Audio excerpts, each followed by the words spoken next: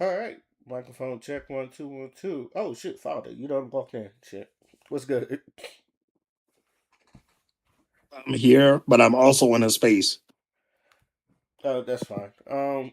Just I just started, so you wanna just get straight to it? Damn, you started? God damn, nigga. I don't. Yeah, I'm trying to get some shit. I got so much content that I'm trying to post, and I want to make sure I'm purely focused. So I was trying to knock this out. So so Yeah, yeah, you whatever. ready? I'll be in and out though, cause, bruh. Like, yeah, I'll be in and out though. That's cool. Um, And we are live. Welcome everybody to another episode of You Know What? Let me just say podcast. I am your host, Ray. With me as always, we have Father. There's a lot of shit to talk about. Exactly. It's been a while. That's another reason why I jumped on. It's been a while. We missed a whole September. A whole September happened. And half of October really. So, where do you want to start? Bruh, this your show. We can literally do whatever you want. What do you want to talk about? Let's talk. Okay, so let's get some of some September shit. So it's like, how much do you care about the Charlie Kirk situation and how that shit done conspired? I'm sorry, what situation? You The cut out a Charlie little bit. Kirk shit, assassination or Oh, this is really a do you Ray, care? So we can. Ray, you gonna be careful with this because they not playing with their Kirky. They're not playing with Kirky. I You feeling know. what I'm saying? But I mean, the man didn't live to see next week. You know what I'm saying? So the RIP. They had uh they had Erica Kirk coming out like she was fucking Randy Orton in 2004 with the Intercontinental Championship during that memorial. I know you saw that shit. She had the fucking pyro out and shit. I'm like, what the fuck is this? Yeah. You would have thought she was the she. You would have thought she won the fucking Intercontinental Championship. Oh man. I don't know, bruh. So it was so funny because somebody put the fucking Batista theme.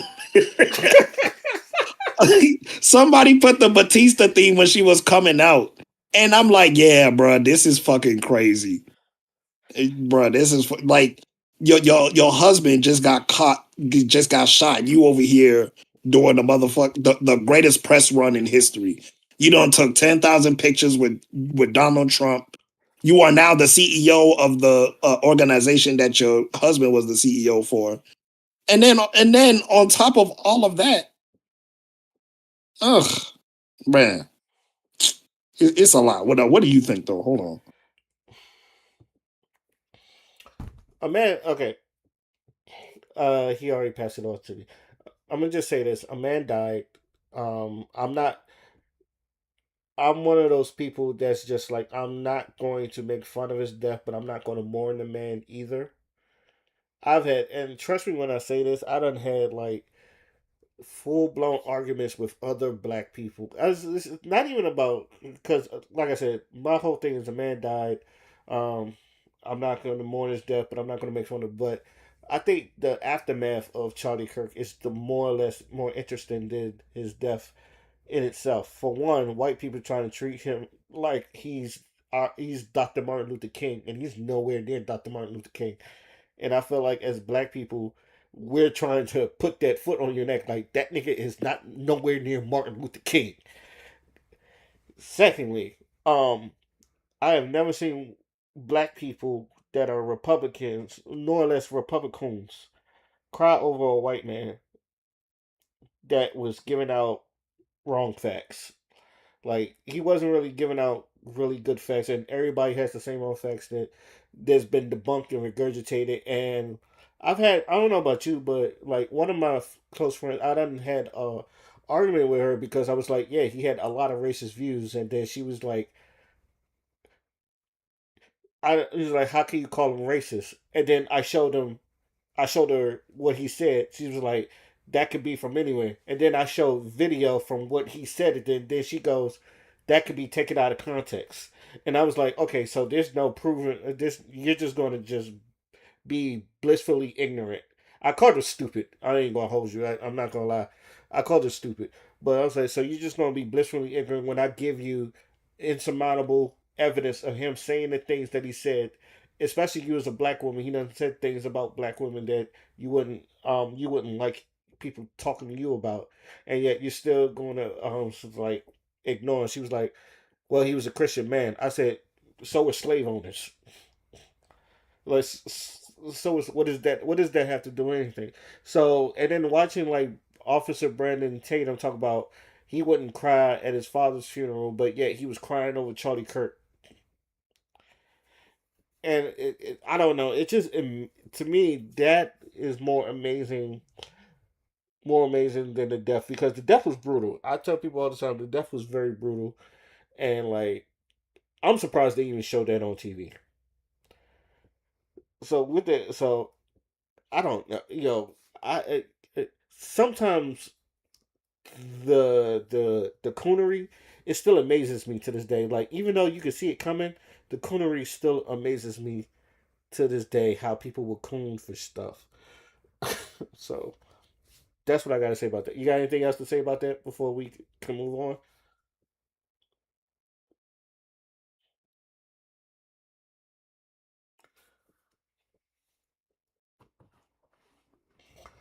I know you say he's going to be in it. I know he's going to say, "Yeah, I can speak." I'm sorry, Ray. I had to cuss somebody out. What'd you say? I said, you have anything else to say before we move on? Uh, damn, throat goat. Okay, all right. Now continue on to uh, the okay. Continuing on to like I guess politics. How you feel about this government shutdown that's been happening? Ray, so you saw the image that I put in the chat, right? Yeah, I saw it. How many times we done had government shutdowns? Since 1994, since the year I was born. Can you count for me how many shutdowns there are for me? Just real quick. Limited. 1, 2, 3, 4, 5, 6, 7, 8, and ongoing with the eighth one. 8 government shutdowns since 1994. 5 of them are from who? Trump. Nigga. How the fuck do you have 5 of the 8 recent government shutdowns? And then you come to say it's the Democrats' fault. No, it's not. Joe Biden got one No, that the fuck it's lasted. not. Joe Biden got one that lasted 3 days, and Obama got one that lasted 16 days. And the one that lasted for 16 days in Obama's case was because he was dealing with a Republican Senate and House and he was trying to pass Obamacare. And they didn't want to do it because they didn't want to allocate resources from their rich, conglomeration to fund it. That's why it was 16 days. This motherfucker Trump, he's just being petty. He's shutting down the government just to be petty. Mm. How do you feel about the people losing their food stamps? Or November, come November, a lot of people food stamps going to be taken off the snaps, the EBTs, and all the other stuff. Yeah, that's Trump being petty, and that's Republicans also solidifying the fact that they don't know how to motherfucking run a country. And I'm standing on that and I'm saying it with my full chest. These people do not know how to run a proper country. These are the very same people that say, you know what I'm saying? These are the very same people that say government handouts is going to incentivize people to not work. But let me ask you a question, Ray. When all those immigrants got deported from ICE raids, from unlawful ICE raids, who was those same Republicans going over there doing the work? Yes or no? No, it wasn't. So, yo, it just goes to show you their entire doctrine is bullshit. They say one thing and then they don't do it.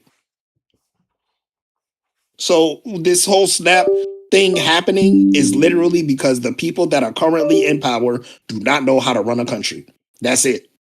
It has nothing to do with policy. It has not. These people are incompetent. You voted in the most incompetent people on the planet. Congratulations. Suffer. Black people, I wanted to talk to you for one thing, and I'm with y'all. Look, I understand like there's different reasons for people to be on Snap and EBT. I just wish that a lot of y'all would stop going on TikTok and talk about I'm going to steal. We say this all the time. It's just like some of y'all just need to shut the fuck up. My bad. I misclicked. Continue. I was talking about how some of the people they was on TikTok and Instagram talking about how if they don't get their snap EBTs they was gonna steal. And I was like, I wish black people would stop going on social media and talking about how they're gonna start committing crimes. I get we're in a time of desperation, but I really wish we stopped doing that because I feel like they're going to prepare for that. Every time you say things like that, they're going to prepare for that. Um, Also, just shut the fuck up. Sometimes it's like me personally. I think look the fact that I know they was like focusing on black people, but a lot of people know that more white people benefit from welfare than black people. So I want people to understand that it's going to hurt them as much as it's going to hurt black people. I know the whole canary in the coal mine. We get cold when they get cold. We get the flu, but trust me, it's gonna fuck with them as well, and that's going to be interesting. I agree with Father. They don't know how to run a. A lot of people don't know how to. These Republicans don't know how to run a country, and this is why, like, as black people, we've been saying, look, just sit back and just let this shit unfold, and then now you're seeing other races realize it, and now they're doing the marches, they're doing the protests, they're seeing it for themselves, especially the white people that are millennials and lower that can't get a house or an apartment by themselves without working two or three jobs, and they're just as frustrated as tired. Now you're seeing what you done brought into what you done brought in. And tell you the truth, as black people, I'm glad we done said I'm sitting out. Don't ask me to protest, don't ask me to march, and I'm glad we're standing on business with that. Because when I saw that No Kings protest, I ain't see a lot of black people there. I'm pretty sure there was a couple sprinkled here and there, but Hell no, you ain't see no black folks there, bruh. They're the only reason why they even motherfucking protested the way that they are is because they are realizing black people are now out on the front lines protesting this shit. We the exactly, ones that overwhelmingly voted Democrat, even when it's not in our fucking best interest. exactly, You feeling what I'm saying? yeah, Only for when we see the Hispanic vote, a lot of them motherfuckers vote Trump. It was like almost a damn near 50-50. A lot of them voted Democrat, a lot of them voted Trump. You feeling what I'm saying? Then you have, of course, white folks voted for Trump. You feeling what I'm saying? Of course, a lot of the Asians, they also voted for Trump as well. You can see a lot of this. yep, This was right there for us to see. We even saw the chart. yep. So it's like we sitting this one out. Hold your own nuts. And there's been videos like, yo, black people, we really need you where you at and all the other stuff. And then we done said this shit. It was like after that election with Kamala Harris, and it's just like we felt like y'all wasn't listening, and then we saw the chart where it was like 50-50, where black people was overwhelmingly voted for Kamala Harris. 80% for the 77 to 80% for the men and 92% for the women. Obviously we did our job. But y'all, even though y'all don't like Trump, it fucking like I said, it seems like you liked him enough to become president again after he done is a convicted felon and like shouldn't be able to run in the first place. But you know what? You're getting the America you in my opinion you're getting the America you voted for. You're getting the America you deserve. And that's all I'm going to say. Any last words before we move on to our next topic? Congratulations. You played yourself. Okay. All right, I know Dion's gonna be mad when he's gonna put this, but I want to get to the wrestling part. Let's get to. We're gonna talk. We're gonna start talking about your boo, your baby boo, your girl Mercedes Monet. She got 11 belts now, I think. has about 11 belts. But what I've also seen is a lot of people have been heavily critiquing her to a point where they still don't think she's good, or I feel like there's a lot of undermining of what she has been doing, and I wanted your thoughts on that because if you have seen that as well.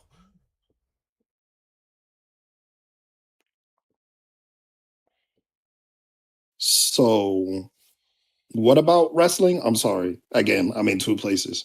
I'm sorry. I said we was going to talk about your girl Mercedes Monet. She has 11 belts, right? 12. 12, excuse me. And Yeah, but she won another one. and I think for me, obviously for me and you, what I think she's doing is phenomenal. But I still see a lot of people undermining and like really either heavily critiquing or, in my opinion, I think a lot of them are hating on Mercedes Monet or what they're saying. They still talk about how she's not good and like she Hmm. hasn't been putting on good matches and like they've been critiquing her wrestling Yeah. a bit. And I wanted your thoughts on that. So, as you know, I am a longtime Mercedes Monet fan. Love that woman to death. Been watching her since 2012, 2013. Love her, right? Now, as somebody that has been watching her for over a decade, you feel what I'm saying? I'm very happy that she's gotten to this point.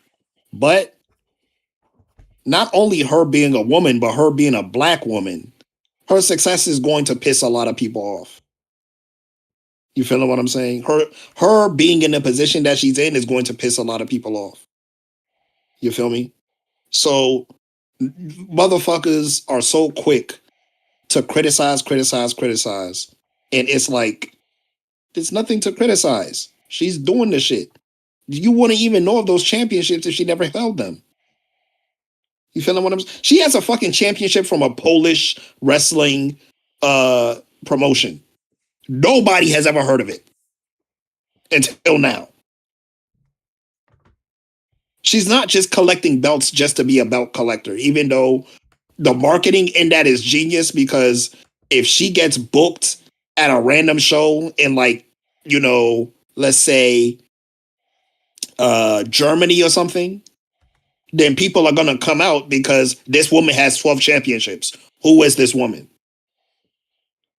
Not even who is this woman because she had a star-studded career in WWE. Has one of the greatest women's matches ever when she faced Bianca Belair at WrestleMania. Main evented that night too. So her championships is not just her winning matches. She sells shows out. People pay money to see her, which is why she calls her Mercedes Monet. You feel what I'm saying? We closed the bank and now we ride in Mercedes now. You feel me? So my thing is, people are gonna hate on success. That's just what they do. Ray, if you cured cancer tomorrow, like completely 100% obliterated, somebody gonna call you a bitch ass nigga.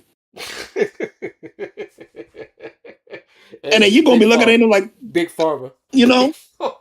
yeah, big pharma. They look about me when they call me big pharma. You know what I'm saying? Like niggas is gonna hate on you.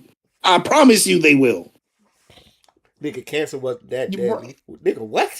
someone gonna cancer say wasn't even that bad. cancer wasn't You even that fucking up the deadly. program. Some of them you can live through it. They don't always kill. Why you gotta eliminate all of it? God, all of them though. Shit. What about us? What you mean? What about us? We was making money off of the payments. Oh my god. But Oh, yeah, like Mercedes Monet is making women's wrestling a fucking valuable and profitable business, and motherfuckers is hating on her for it. Now, this is wrestling, right? So it's contingent upon the opponents that she's wrestling. Every single one of those championships that he has, watch the matches in which he's wrestling for those championships. It ain't easy. She's not just fucking squashing these women. These Mercedes Monet is getting her ass whooped in a lot of these matches I've seen them, because she wants to showcase the talent. and I've seen them. Like She's been putting, and I don't know what the hell they talking about. I think she's been putting on bangers and matches. She's like Sheamus, the female Sheamus, just bangers after bangers after bangers after bangers. So go ahead, Father. Nah, I'm good. You can go. I said my piece. Yeah, I think yeah, I understand the difference between critiquing and, but I think so. Yeah, a lot of y'all borderline hating. This is like to piggyback off of what Father said. Some of these wrestling joints, some of these wrestling events, and some of these wrestling what's the word I'm looking for?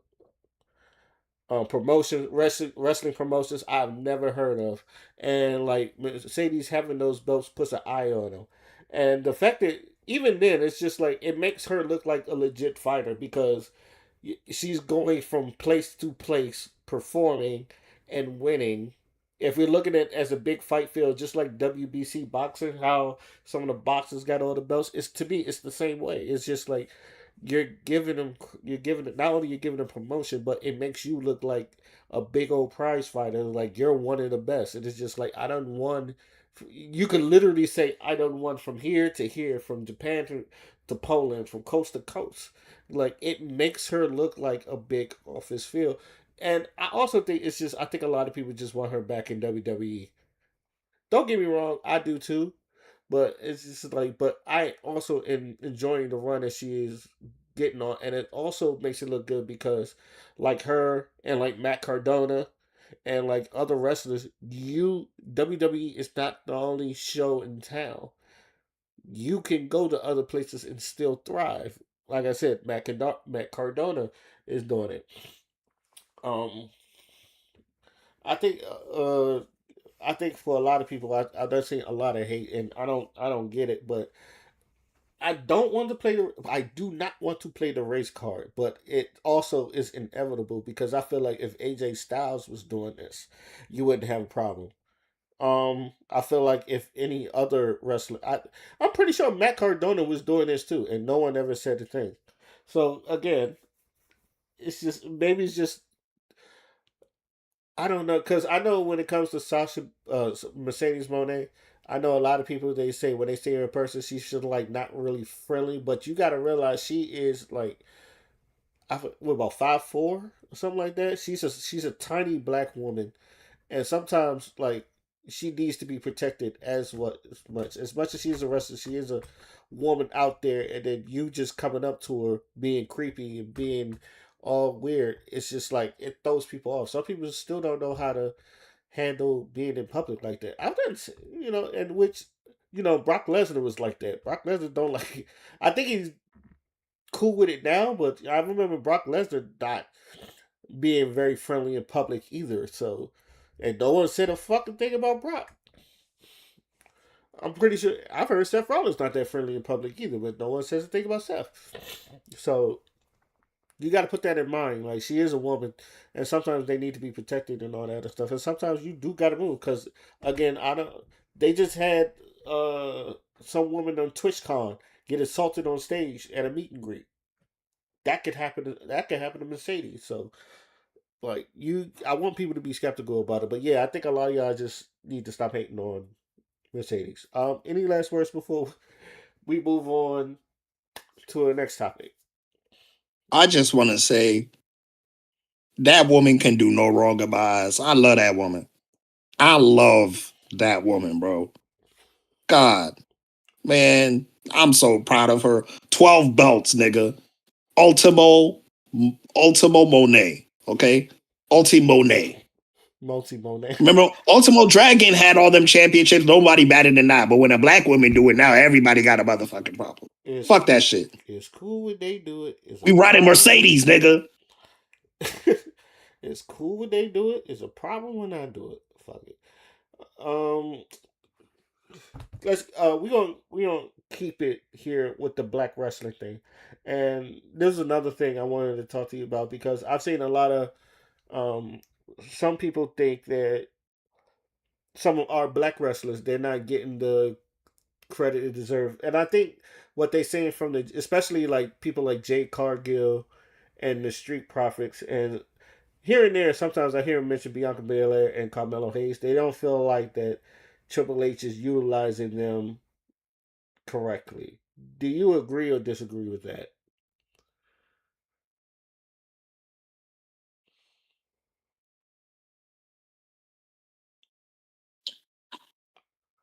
Both. Hmm. I both agree and disagree. Okay. Because, I mean, booking is difficult, you know? And my thing is, like, the WWE has a stacked roster. You feeling what I'm saying? Yes. Usually the WWE has a stacked roster. So it can be hard to give everybody a role, especially if niggas have been grinding for a long time. You know the people that say that's stuck in the catering? Yeah. It's not just regular niggas. You feeling what I'm saying? Shinsuke Nakamura was stuck in catering. Right. You feeling what I'm saying? He just recently came back with his own theme song again. Again. So while there's a lot of waste that can happen, there's also a lot of good shit happening. Like, bro, finally, Bronson Reed is getting a push. He beat Roman Reigns.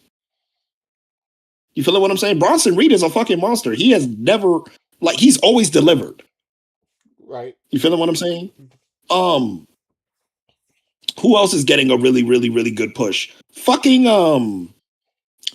Maxine Dupree.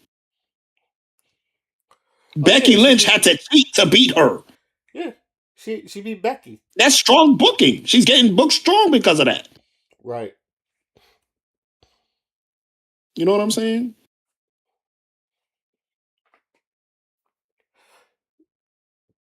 I okay. I see where you're going, and I guess I'm a second that because I think we're just looking at WWE as the main show, and I feel like a lot of people are ignoring what NXT has been doing. The NXT TNA invasion thing, I know they call it a showdown now, but I thought that was really good. And then as far as like Jay Cargill get, I think a lot of people they was expecting AEW Jay Cargill, but like I said before, like AEW didn't have that many female superstars like when Jay Cargill was there, so it was inevitable for her to grow up. Like that was literally like grassroots, sort of like how AJ Styles was grassroots and Bill Goldberg was grassroots for WCW. Jay Cargill was the same thing, so of course she's gonna blow up there. You take her from WWE to I'm sorry, AEW to WWE, yeah, she's in there with Charlotte. She's in there with Becky. She's in there with Bailey. She's in there with Nia Jax. And I don't care how y'all feel about that. I still think Nia Jax is cool. Um, she's in there with a bunch of other superstars that she has to fight for. And then Bianca Belair, Naomi, obviously. A lot of these people, these are names. These are not just slacks. These are not just low key people. These are people with names, and especially like with Carmelo Hayes. I think Carmelo's just giving his dues. And Booker T said the same thing. He's just like you're still paying it. Like even when he was 10 years in, he was still paying your dues. A lot of them people that's like 1 or 2 years in, I understand. Like Carmelo Hayes is special. Javon Darton is special. Trick Williams is special, but a lot of them people are still fresh in a lot of people's eyes. Bianca Belair is even though she done had an exemplary career, going like going down, but she's still fresh in a lot of people's eyes. And plus, she was on top for a while, and I think people seems to forget that Bianca was on top for a while. To me, Trick Williams has been holding down him and Obafemi. They have been holding down NXT for a minute, and those are two black men. However you want to phrase that, those are two black men that was holding down NXT and TNA. Let's not forget that. Also, shout out to Mike Santana for winning the chip. I thought that was very special. I thought that was very sweet. Um, but like as far as like the black people in the street profits, I know they're just getting their time. The New Day, they're still being entertaining for themselves, even though like and they won the tag title again with their heel tactics. So it's just like I feel like you're getting it, but you also got to realize that Triple H still wants to. I think Triple H still want to get his guys over. He still wants to get the Aleister Blacks over. He still wants to get the Sami Zayns over. Dearly is dragging on. He just won the U.S. Title. Me and Father had a conversation about that. um, what who else? Bronson Reeds, Braun Breaker. Like we have our top stars, but I still feel like they're trying to push the Tiffany Strattons. There's a lot of push and stuff. It's just like I know you want to see our people do good, and I think Carmelo Hayes is coming to bro. He's with the Miz. I want people to understand he is with the Miz. If you can't do well with the Miz, in my opinion, because the Miz is like Randy Orton. If you can't do well with the Miz, then I don't know what to say about you. He's in the booking with the Miz. He's fine because for the one thing, if you're with the Miz will put you over. The Miz know how to put people while still making himself look good, and I feel like that's underrated with the Miz. If anything, he's underutilized. I think the Miz is underutilized. If you're asking me, but that's just my opinion. But as far as the other people, Jade Cargill, she's good. She got time. She has time. I think a lot of people want to see her win the championship, but give her time. She's still green. In my opinion, she's still green with a lot of stuff, and I know she's like head to toe real good, but there's still something she needs to work out on, and I've not seen it in the ring. She'll get there. She's like good. She's literally the female Goldberg. So it took Go even in when Goldberg was WWE, it took him a while, but I think he'll be fine. Um, any last words on that? I don't want this to be the last word, but what I'm going to say is that wrestling is about consistency, right? It's about ensuring that you have a consistent roster of superstars that you can put in positions that are necessary. You feel what I'm saying? Jade Cargill is exactly where she needs to be. The only thing that I wish that they do with her a little bit more is to give her the mic. You feel what I'm saying? Give this woman the mic because when she was in AEW, she was talking so much shit it elevated the fucking women's. Uh, you know what I'm saying? It elevated them, and then not only just that, but another thing that you also have to understand about WWE and how it does its booking is that their best booking always happens during the road to WrestleMania. After the road to WrestleMania, they just be doing shit. I'm not even gonna hold you. But it's to make the show entertaining as possible. And sometimes they miss, sometimes they hit it out the park. Like Aleister Black getting with fucking Zelina Vega, his real life wife, fucking love it. Cause Aleister Black is my favorite wrestler right now, today. Like I can say that shit with my full motherfucking chest out of everybody. I know I say I love our Mercedes Moné. She's my favorite women's wrestler, but my favorite men's wrestler is Aleister Black. That is my nigga. I love that dude. But in saying that, I understand that sometimes his booking may be iffy. He just got done beating up Damian Priest, who's a former world champion. So the push is coming. You feel what I'm saying? And with Zelina with him as well, is going to be a very well established push. But at the same time, with everything that's going on right now, and the fact that they're posturing for the next WrestleMania that's going to be in Vegas, and then the one after that that's going to be in fucking Saudi Arabia and shit like that. They're just trying to they're just trying to push the stars that they need to push in order to facilitate that big show that they want to put. So when it comes to the big moments, I trust WWE. I think they've done very well.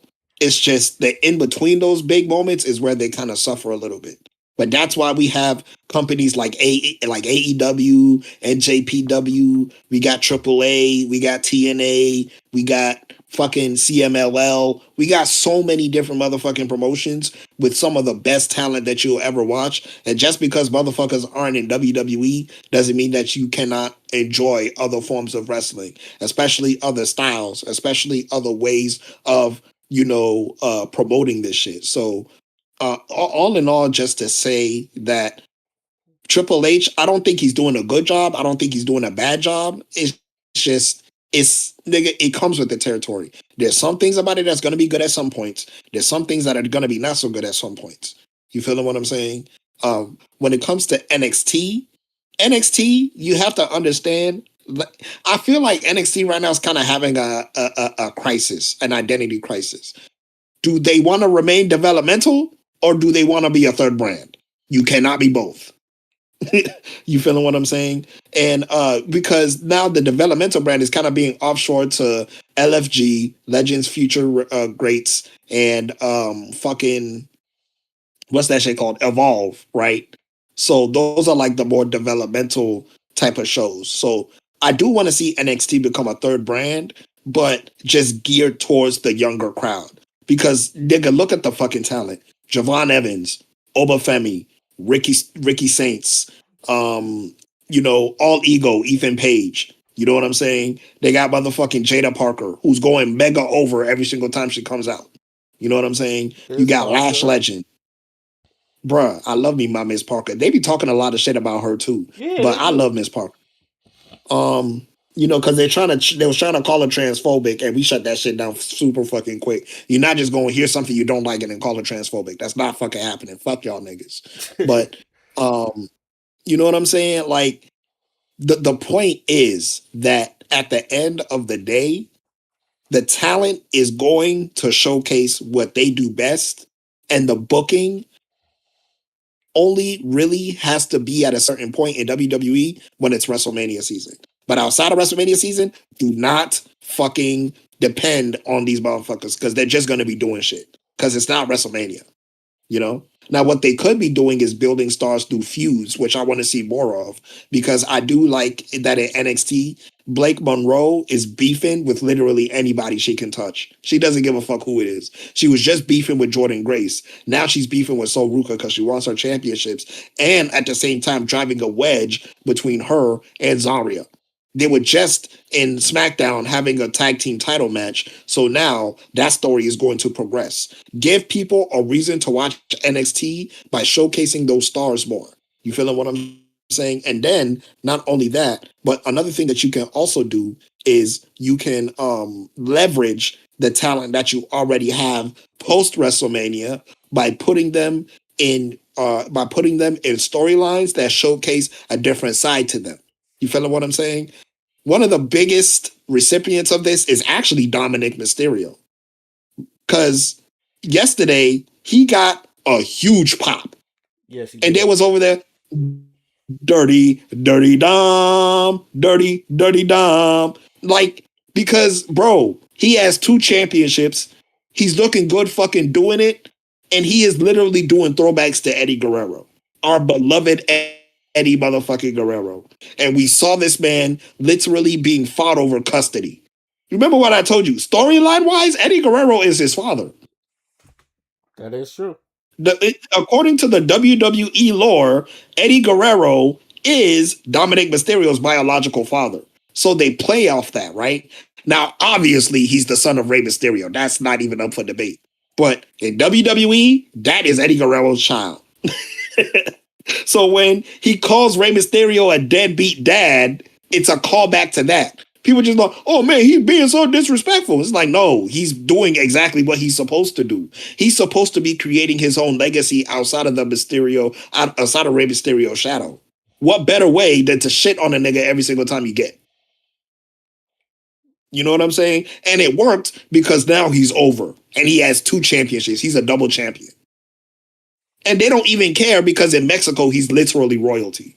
When he went to AAA, the pop that he got, It was amazing. he's literally royalty. This is bro, the Guerreros, the Mysterios. This kid is literally royalty. He can't do any wrong. So yeah, that's all I got to say on that. All right. And speaking of royalty, Material Life done into the chat. What up, B?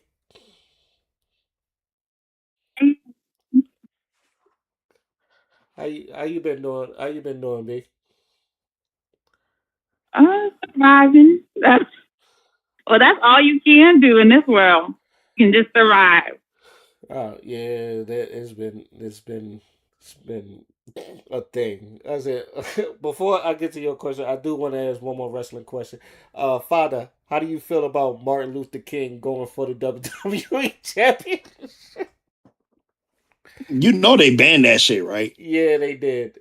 Yeah, Like they banned the fuck out of that shit. But I understand bro, it, but it was still funny.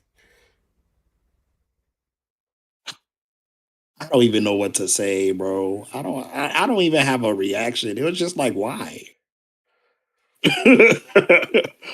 I don't know, man. I don't like. I can see the humor, but at the same time, like, there's a lot of fucked up shit you can do with that kind of power. So I'm a little bit. I don't know. I think I'm a little bit conservative when it I, comes to that. I understand because you like there was some that I feel. First of all, why Martin Luther King? Is that was I think that was my first Cannot hear question. you. Why Martin Luther King of all people? Like, what made you choose Martin Luther?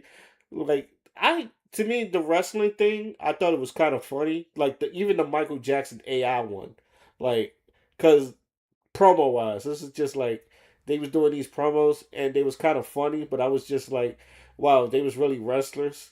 This would really be a thing. So I guess that's where it goes. But some of the stuff outside of wrestling, I can see why. It was one joint where he was running down the stairs of Washington.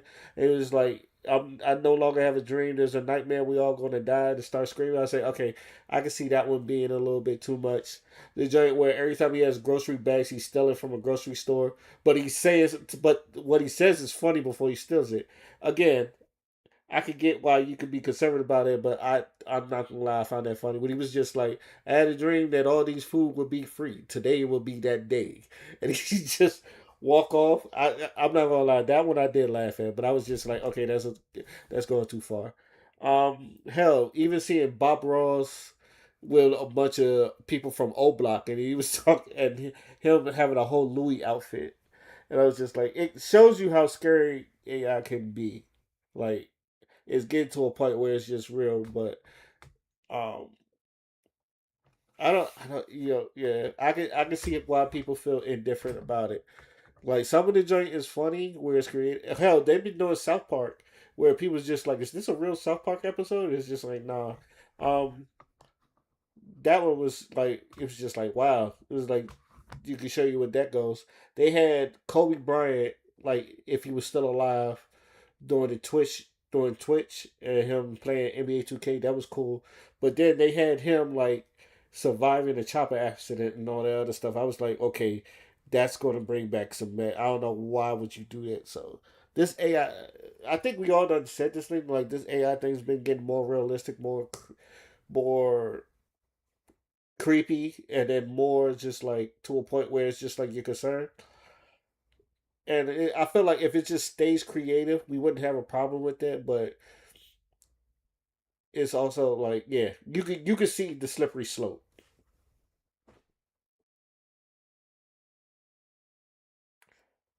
And not only is it a slippery slope, it's a deliberate what's the word I'm looking for? It's a deliberate kind of like corruption of what AI is actually supposed to be.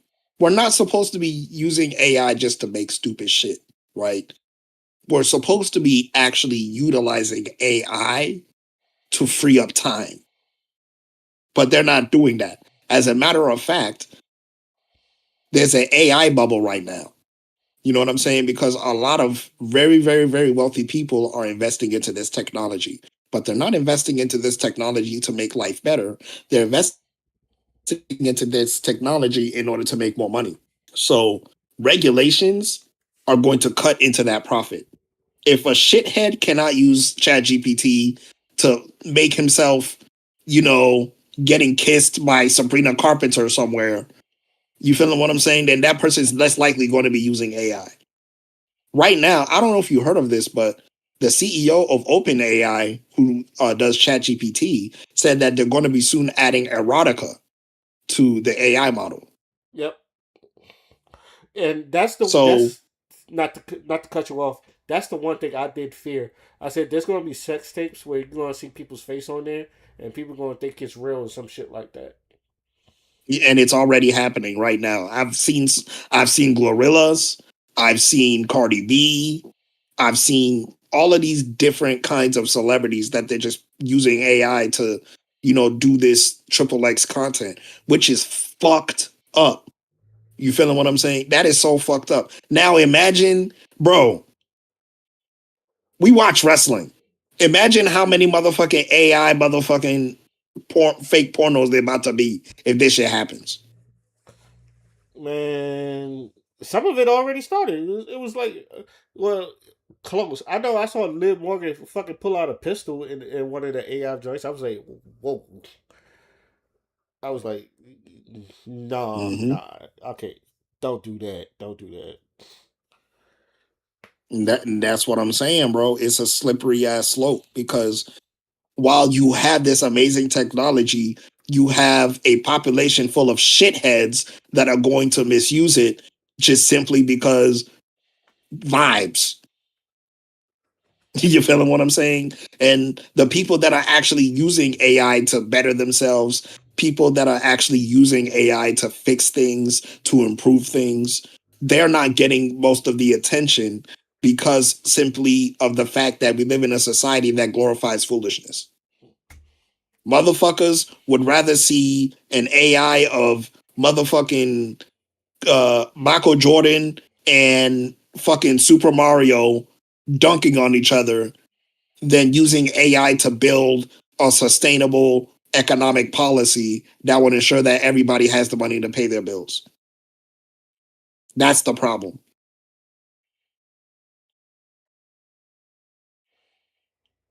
Material life. How you feel about the AI that's been going around?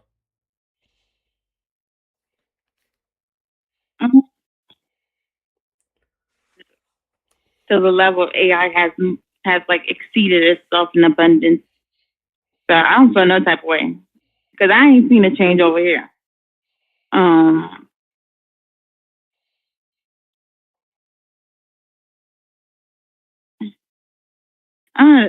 I guess they wanted us to be so terrified and so like about AI and the path is going on, but it's like I haven't seen no change in my life since AI has been introduced.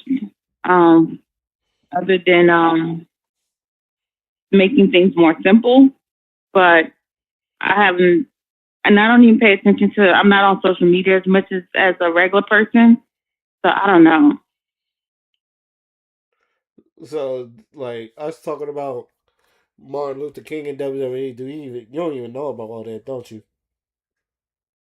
No, I don't know nothing. Okay. I think I can show you an example of that because I've seen a lot of people do it. Mm. This is what we're talking about. Just, and I'm gonna do this for you. I haven't seen no clips, no videos, no nothing.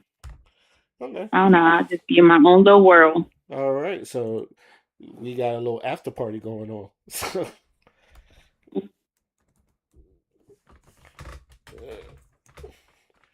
Okay. Oh wow, they got him actually in shorts, but you can see my screen, right? I don't know if you're looking at the screen. Yeah, Okay. I could see it. So we oh shoot. Oh, it's just Got no dreams no more. I am the dream. Oh, did you say that? The crowd is turning on him. You want to know the truth? I ain't got no dreams no more. I am the dream. Oh, did you say that? The crowd is. You want to know what's running through my mind? I don't have dreams no more. I get nightmares. Oh, He just ripped the vest right off. Here it comes. RKO. Good night. Champ just planted him. You want to know what's running? You make me sick. You think these people care about you? You are nothing without me. You want a dream? On Sunday you'll have one, because I'll be putting you to sleep. You make me sick. so yeah, Mm. yeah, stuff. It's just like, bro, if this was like the late 90s and this was like Celebrity Deathmatch, it would be funny as fuck. This shit is creepy. Yeah, this shit is creepy. This is the Michael Jackson one. This the one I was like, oh man. Every single soul in this building better know this is my house. I run this. Stomping, clapping, 2 feet on the floor, purple thunder coming through the door. Hey, hey! You think I'm just glittering high notes? Nah, man, tonight I'm gonna show the whole world I'm more than the king of pop. I'm the king of getting down and stomping people out, you hear me? When that bell rings, I'm not singing, I'm swinging. I'm a moonwalk all over. Here comes Michael. I don't know. I don't feel. Crowd is losing it. You see, when I step into this ring, it's like stepping onto a stage. The lights, the rhythm, the energy, it's all mine. And this Sunday, that big man thinks he's gonna bully me? Strong word. I don't know. I don't feel no type of way. Jackson sprinting down the ramp, slides under the bottom rope, pops up, running clothesline, down goes the big man. Listen to this place. The crowd's losing their... Here comes Michael Jackson. Slides under the rope. Bam! Running clothesline.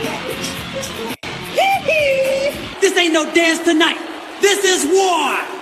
And this Sunday, inside that ring, I'm gonna open up a can of whoop ass.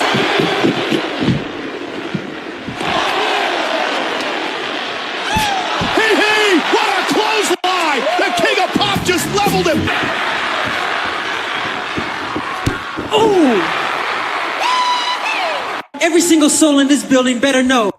That one still got some kinks to work on. But yeah, that's been some of the stuff that, they've been showing. And then like not only that, like they've been doing like IRL stuff with like, and I use the term loosely, like they'll have Michael Jackson and Prince on like a live and shit. They had Tupac doing this. There's another one with Tupac. I'm not going to show you the Tupac one, but like basically that's what they've been doing with the AI stuff. And this is like the Sora app and shit. So that's to give you the gist of what the AI things has been going through. Yeah. So after seeing that, what are your thoughts?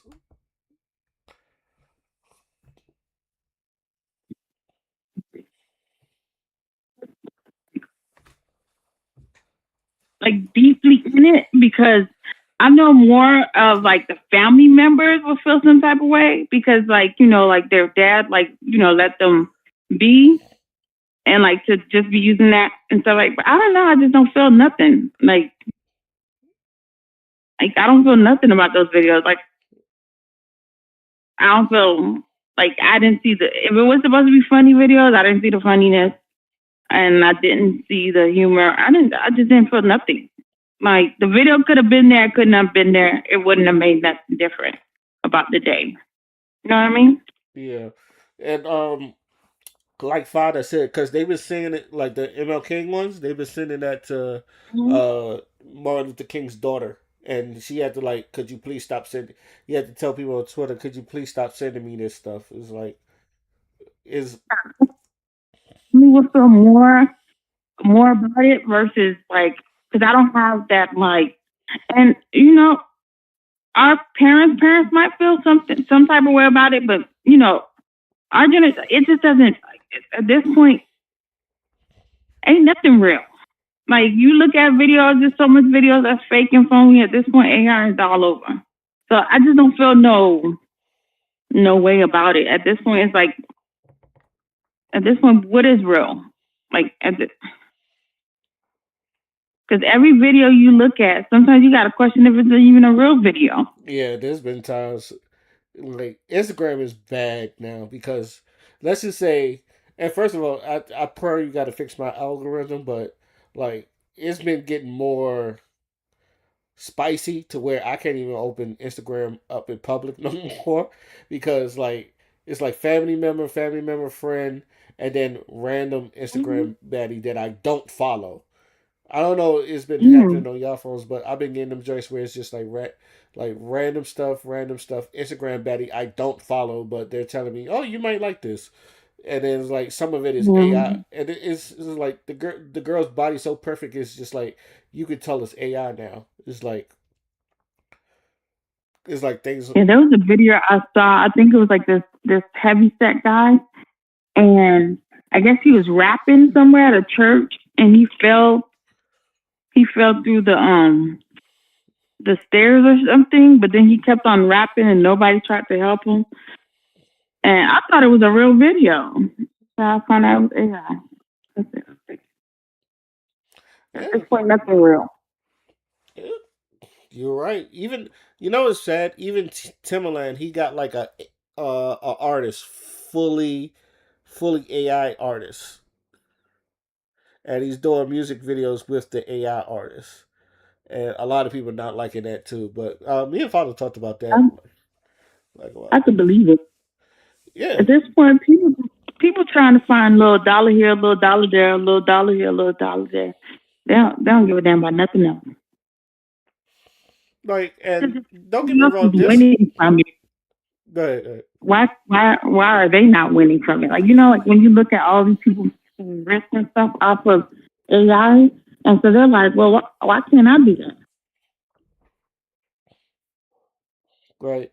And don't get me wrong. There's some things that I've enjoyed. I don't know if you saw it, but it was just like they done reimagining. So just like 50 Cent, if he was doing 21 questions in Motown, and like some of that stuff I think is creative.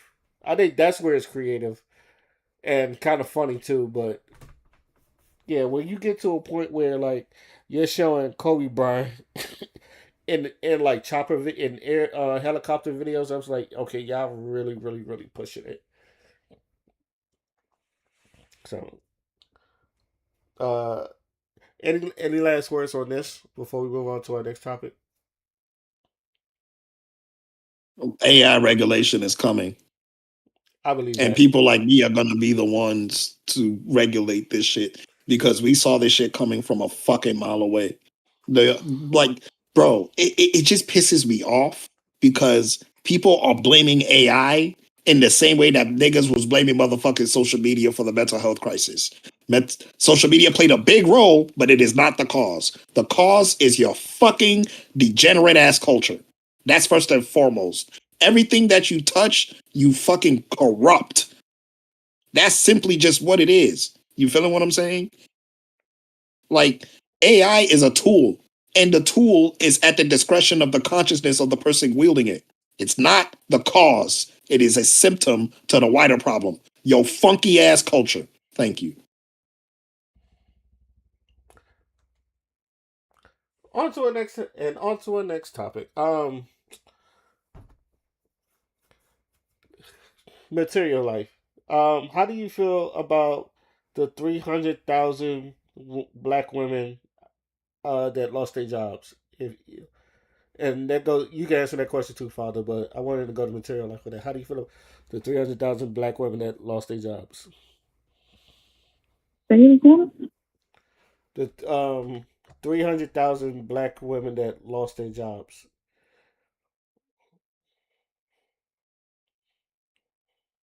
Wait, lost their jobs? Yeah. I don't know nothing about that. Hold on. Let me find a quick news. There we go.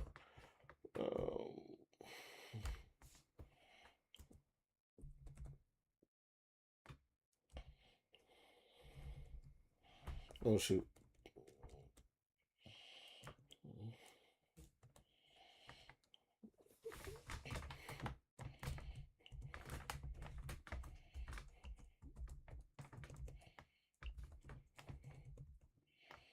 Women jobless. Okay. Black women in the labor force. To the economy now, where staggering numbers have been released surrounding black women in the labor force. A new report shows more than 300,000 black women have left the workforce in just the last several months. That's according to the U.S. Bureau of Labor Statistics. Joining me now is gender economist Katika Roy to break this all down and why they're leaving. Katika, thank you so much for being with us. You recently wrote an article where you say that this isn't happening by accident. Why do you think it is happening?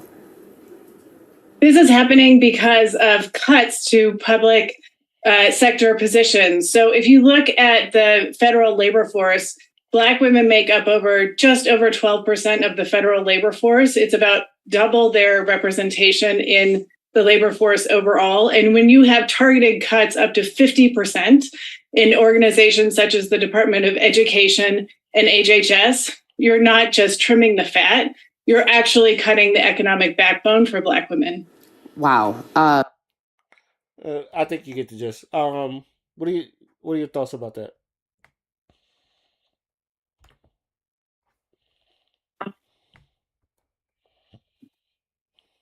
I'm trying to figure out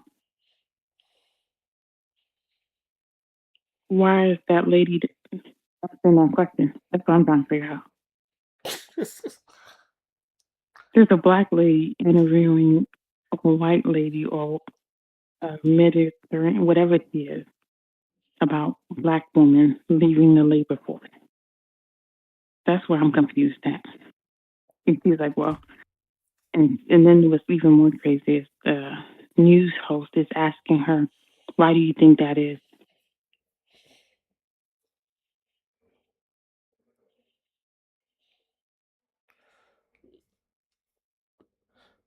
Wouldn't you want to interview somebody that's Black that left the labor force so they can ask you why they're doing that? Make it make sense. So this is another set of gaslighting, it feels like. Yeah. I mean, I guess I don't know. It's just one of those things. I think this is one of those things. That's just been happening. So, like, uh,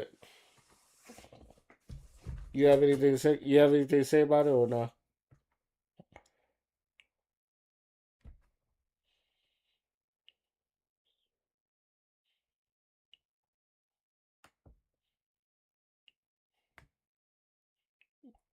I don't know if you're talking to that B, but you still muted. So,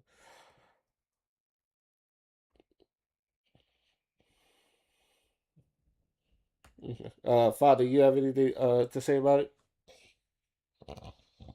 So this is about 300,000 Black women being laid off, right? Yeah. So first and foremost, we've talked about the job market in America. And not only does this not surprise me, it's actually beneficial for the entire system for these Black women to be laid off because that frees up space for the real people that they want to put into those positions, right? Right. A lot of this is a pushback against the quote unquote DEI affirmative action policies. But if you do actual research, the main recipients of affirmative action were white women. That's why you see white women working in corporate America and all that other shit, right? Because Right. of the feminist movement. But here's what is so interesting, Ray. 300,000 Black women getting laid off, but think of how many Black women have started businesses. You feeling what I'm saying? As a matter of fact, in the Black community, the biggest demographic of people rising when it comes to opening businesses is Black women.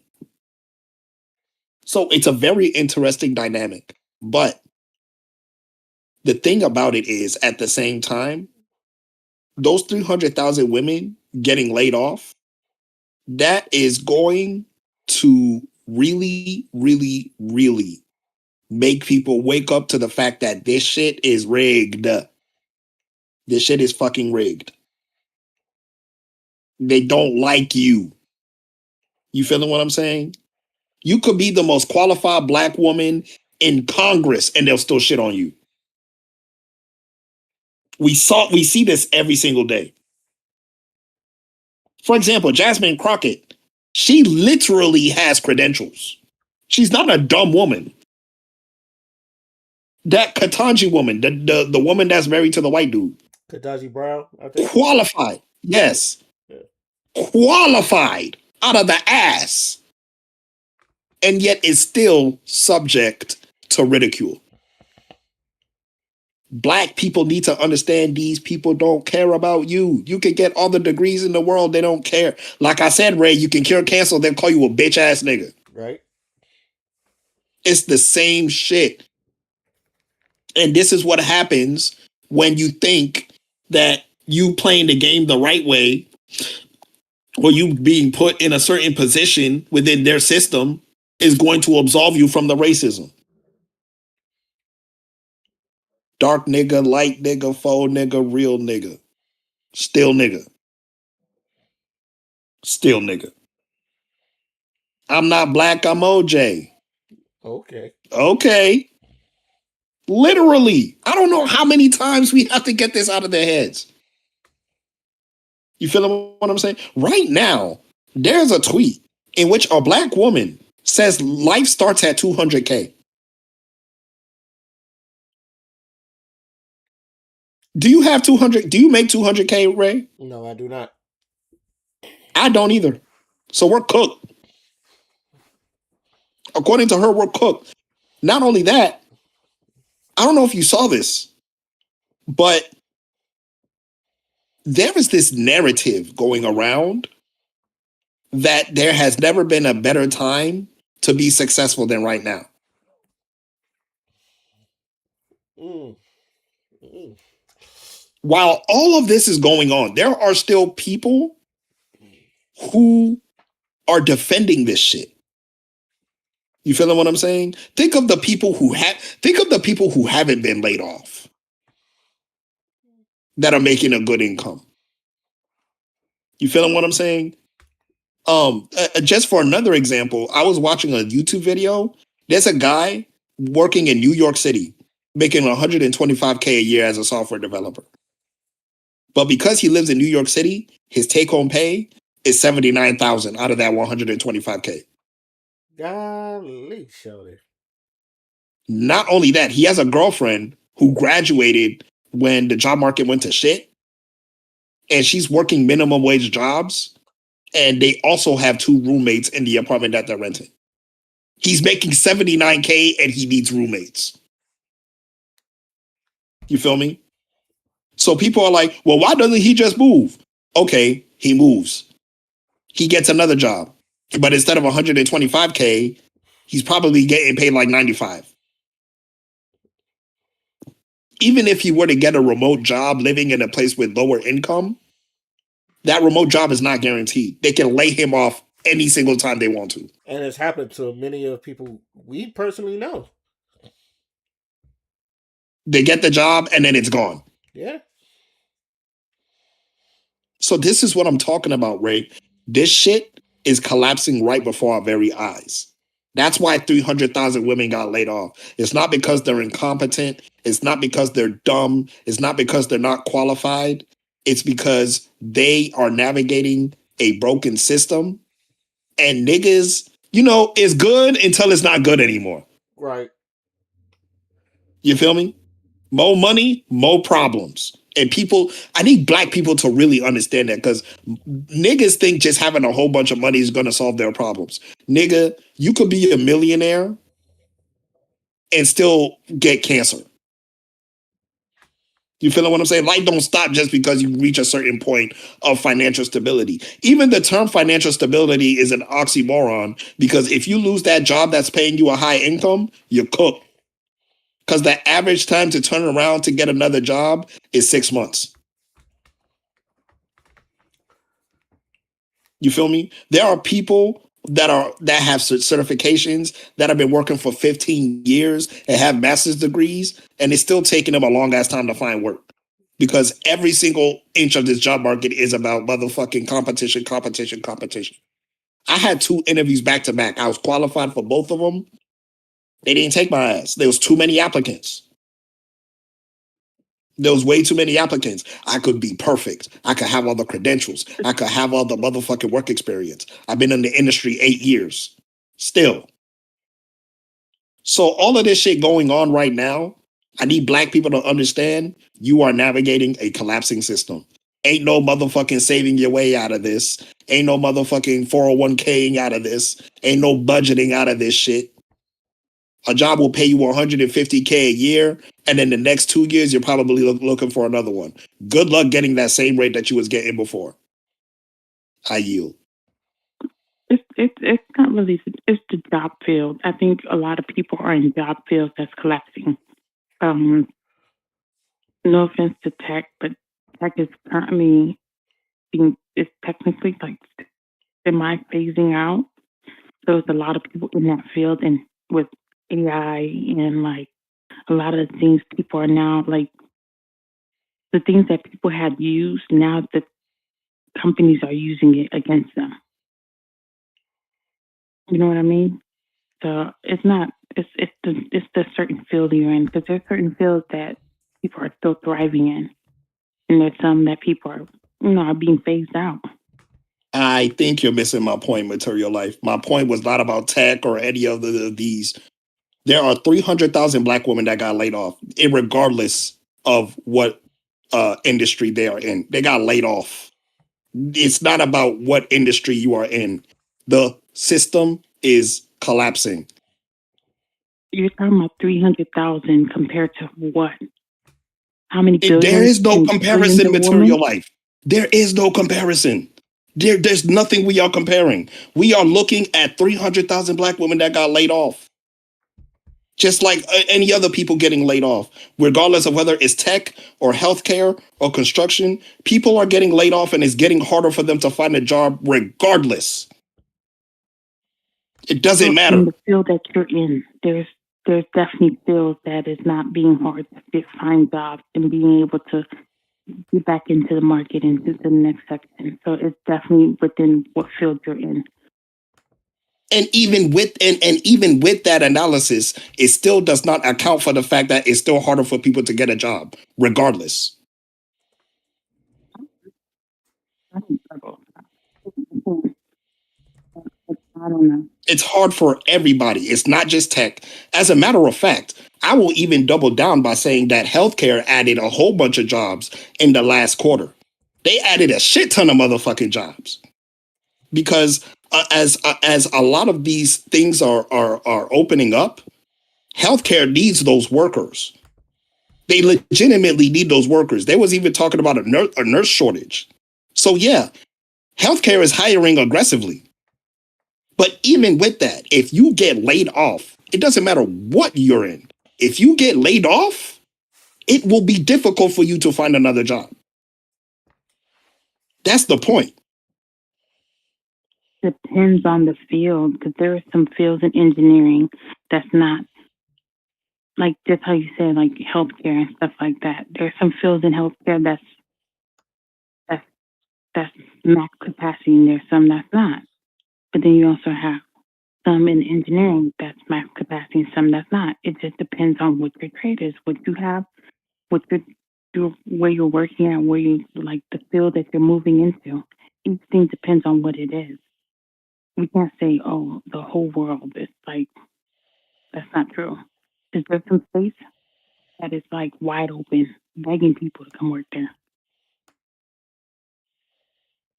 So then they get the job, and then what? Let's say you get hired in Now these you're moving jobs the that you're talking goalpost. about, and then what? But now you're moving the goalpost. I'm not. No, I'm not moving the goalpost at all. You said that there are opportunities in these particular industries. So then I'm asking you, okay, so a person gets a job in those industries. Now what? Now what's supposed to happen? Is the problem solved?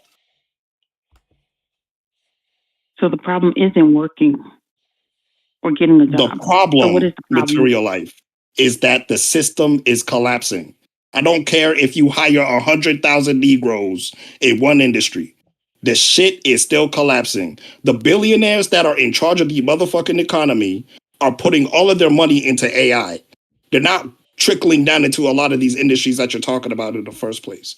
Even if people are getting hired, it still does not solve the problem that the system is still collapsing. You have to scale it farther than what you're thinking of it, because you cannot just look at it in the sense of this industry and that industry and certain industries. Because when you do that, when the goalpost shifts again, because these people love shifting the goalposts. It's not us. We're the workers. We're the ones getting the skills, and we're the ones that risk getting the jobs that they're laying us off of. When they move the goalposts and say, okay, don't do healthcare anymore, go to tech. Don't do tech anymore, go to construction. Don't do construction anymore, go to manufacturing. The United States of America has a history of doing this. In the 80s, it was manufacturing.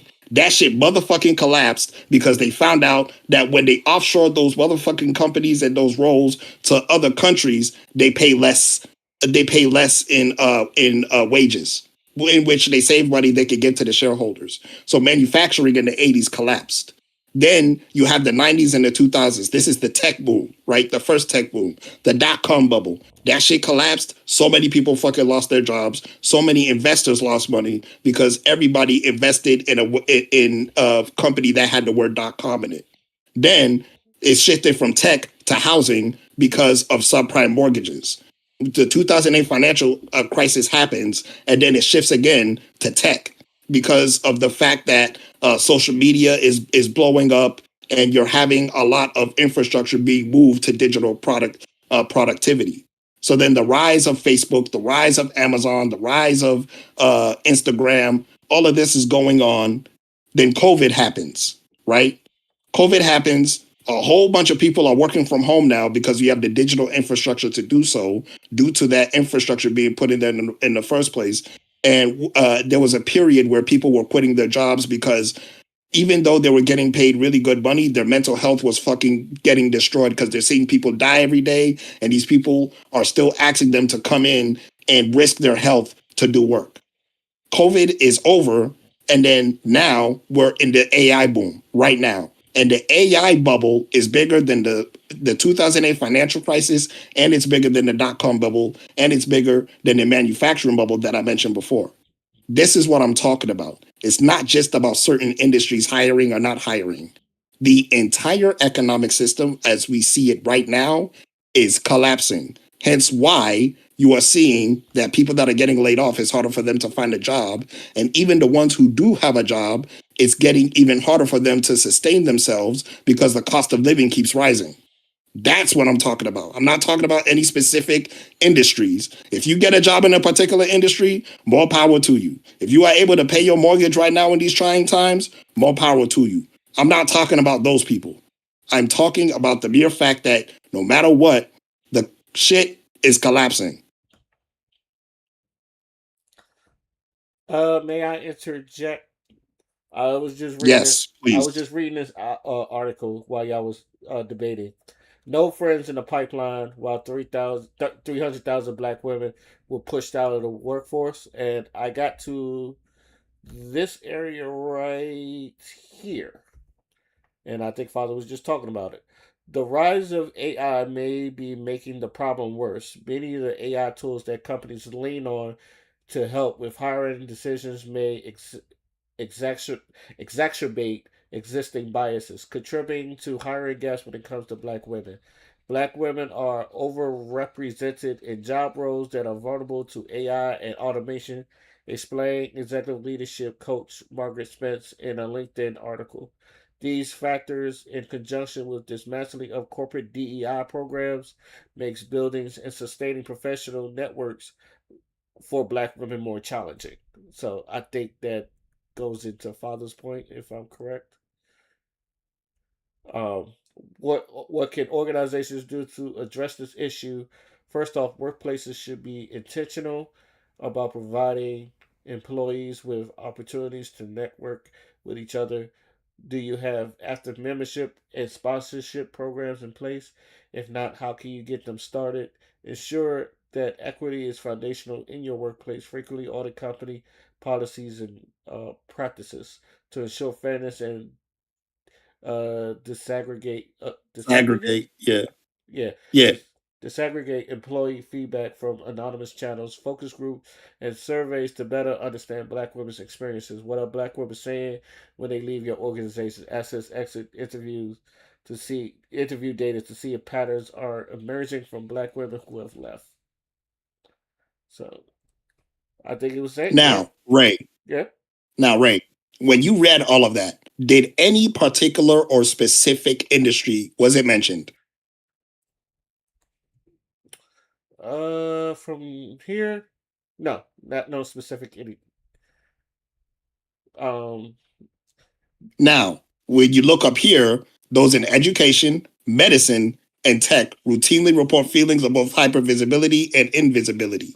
organizational psychologist, has highlighted the pet to threat concept in her research, the phenomenon in Black women's career trajectories where they go from being the pet, where they are well liked and celebrated but exploited, to being the threat, in which they are seen as posing to risk to the status quo. These Black women are super motherfucking qualified.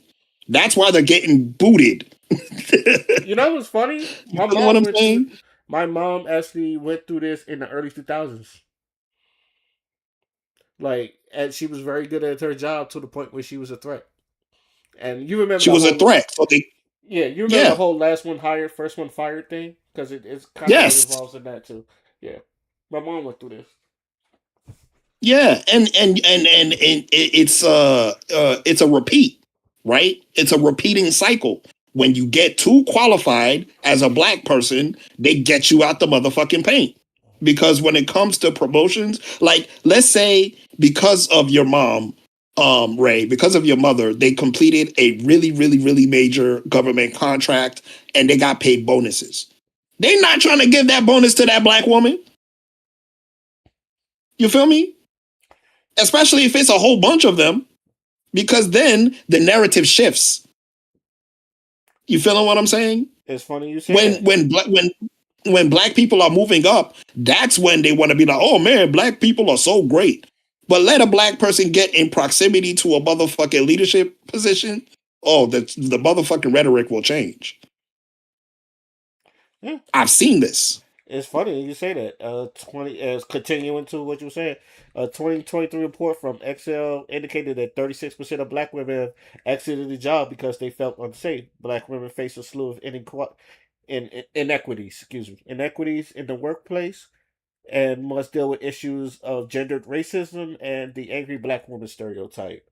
A 2024 Harvard study also found evidence that when Black women have a higher percentage of white team members, they are more likely to leave their job and less likely to be promoted, revealing the system inequities that are entrenched in the workplace. I'm talking to a Black woman right now that literally went through this. She literally went through this. So, yeah, like industry to industry, it may vary. I'm definitely not knocking that, but at this point, with everything that's going on, they touching medicine, they touching tech, they touching education. It's like there's very few safe spaces left unless you open your own business. That's it.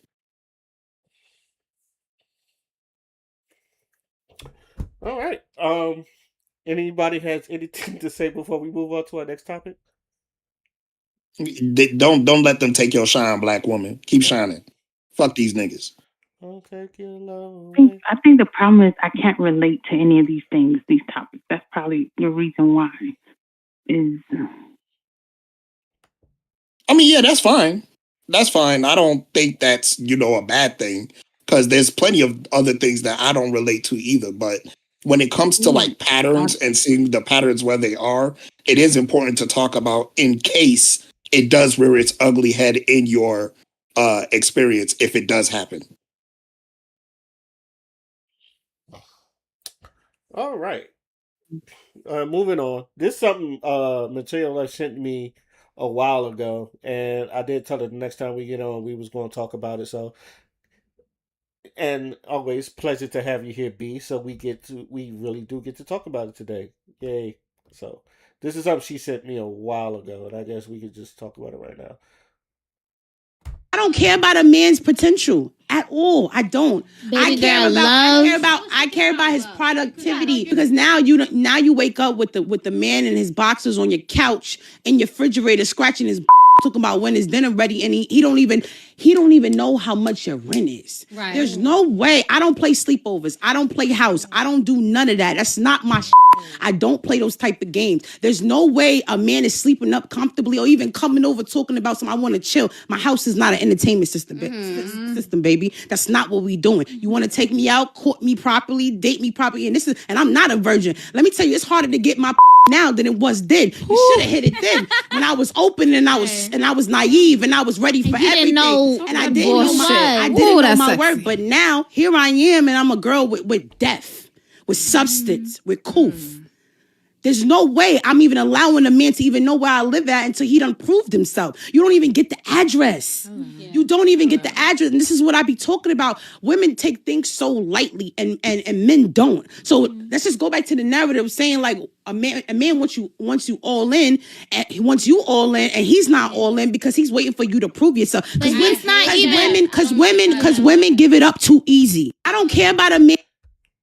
And with that, because I've been saying this for like forever, it leads me to this. Who are these niggas?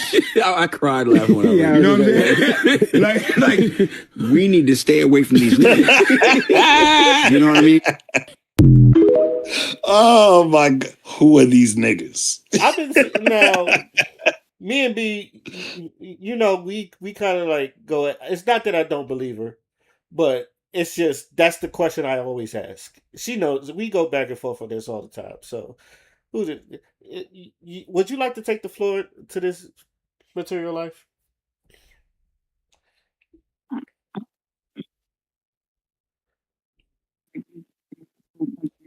Your brand, and the fact that they have to say something like this lets me know. I start to wonder, did they ever have a mom or any parent in the house? Because I don't think this is a conversation that should be brand new. You know, like, but then again, we're in a desperate time. Girls are very desperate for love.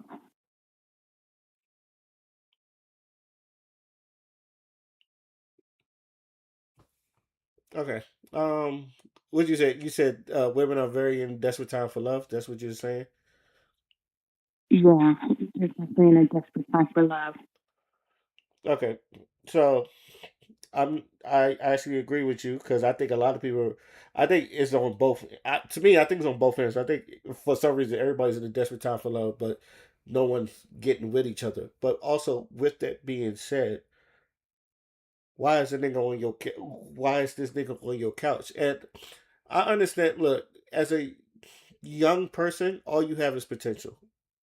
And I think I know you don't like him, but Anton Dane said, and I do agree with it. As a young person, all you got is potential and like productivity. But I also know that you can see who is moving with that potential or not. And I've always said that, like you can tell from a young who is moving with potential that's actually going to do something or is doing something to someone that's just saying that they're doing something and not doing anything at all. So the reason why I always ask who are these niggas because I've heard women say not only this but other things that accounting to like these men want to be chased or the whole and we talked about men of the prize so many times and all these things and I've always said this I don't know anybody in my not only in my circle but people in real life who are seeing this now with that being said, the more I speak to more females, the more they tell me the same thing. So I'm not saying any of y'all are lying. My thing is I don't know these men. So it's just like, is Can't it relate. yeah, I can't relate. Because when I like I said, people I said this story many times. When I graduated high school, the first thing I did was go look for a job. And then when there was no one hiring, I ended up joining the Navy. To where I met the lovely material life in A school. Like I said, we go back. But even then, when I got out the military, I went to school. When I went out and then when I was done with school, I went into the workforce. I didn't want to stay stagnant because I felt like but these people who's just like trying to benefit off of women, I don't know these people, and that's why I say I can't relate. What do you? How do you feel, Father? I better not hear nobody complain when I'm living my soft boy era. That's all I'm saying. If you see me in a couch laid up with my boo that's paying all my rent, I don't want to hear a goddamn thing because I worked hard as an independent black man and none of you niggas ain't gonna tell me shit. I ain't going back and forth with you niggas. I'm living my best life. Okay? That's my, bro. Let me, it's like sometimes I just feel like if you reverse the gender, it's still the same motherfucking argument at the end of the motherfucker. day. You know what I'm saying? Like this whole thing. I mean, we talked about the whole potential versus productivity thing, and I just think it's nonsensical to believe that potential will never play a factor. Potential will always play a factor. If you get with somebody that's making six figures that matches your six figures, there is a potential for that nigga to cheat on your ass. Is there not? You feel what I'm saying? So there's always going to be a potential for some things to happen in your fucking relationship, no matter how many motherfucking boxes that motherfucker checks. At this point, it's not dating. It's the fucking job market all over again, except pussy and dick is involved. You feeling what I'm saying? That's all it is. Because at the very end of the day, you can lose your position. At the very end of the day, that person can level up and not include you in that level up. All of these potentials exist. So I stop listening when people try to downplay potential because it's just not realistic. You live in the real world. Potential is always, always, always a factor. You cannot escape it. You cannot run from it. I don't care how many think pieces. I don't care how many podcasts you listen to. A man and a woman's potential will never go away, especially if he is already in a position where they can leverage their success. Because at that point, I'm not dating you. I'm dating a version of you that, is in front of me until it no longer exists anymore. That's why I always ask those people, okay, so then what happens if he gets laid off? What happens if he gets sick? What happens if, you know what I'm saying? Like, these things can happen. You feeling what I'm saying? I don't want somebody that just makes money. I want somebody who is anti-fragile. I want somebody who can take the hits and keep going, because I'm going to take the hits and keep going. I'm a man. I'm a black man. I have no choice, right? Right now, I'm motherfucking unemployed because the company I was working for got shut down. Thank you, Trump. You feeling what I'm saying? Am I sitting in a woman's couch going, oh, woe is me? No. It's about your mindset. Regardless of whether you got the money or not, your mindset is going to dictate whether you are a person that's worthy of a relationship or not. And this is why I don't agree with this narrative that broke people shouldn't date. Not only should broke people should date, broke people should get married, and broke people, if they have a plan in place, should also consider having kids. You're a human being. You're not a motherfucking checkbook. You're not the Bank of motherfucking America. You are a human being. You deserve love. You deserve respect. As long as you show it to other people who are on your same wavelength. So to me, this is not even a gender thing. I don't care if it's a black woman saying it. I don't care if it's a black man saying it. Nigga, potential will always be a factor. That's it. Within your life, you have anything to say? No, because my stance still remains the same. Potential is something in your young age you can waste time with potential. As a grown adult, you can only waste time with actions. And if the actions keep proving the same, as a child, you can play around with potential. Oh, I could see the potential in him, but when you're way past 30, it's only action at this point. Like, the action is proven exactly the type of person his character is.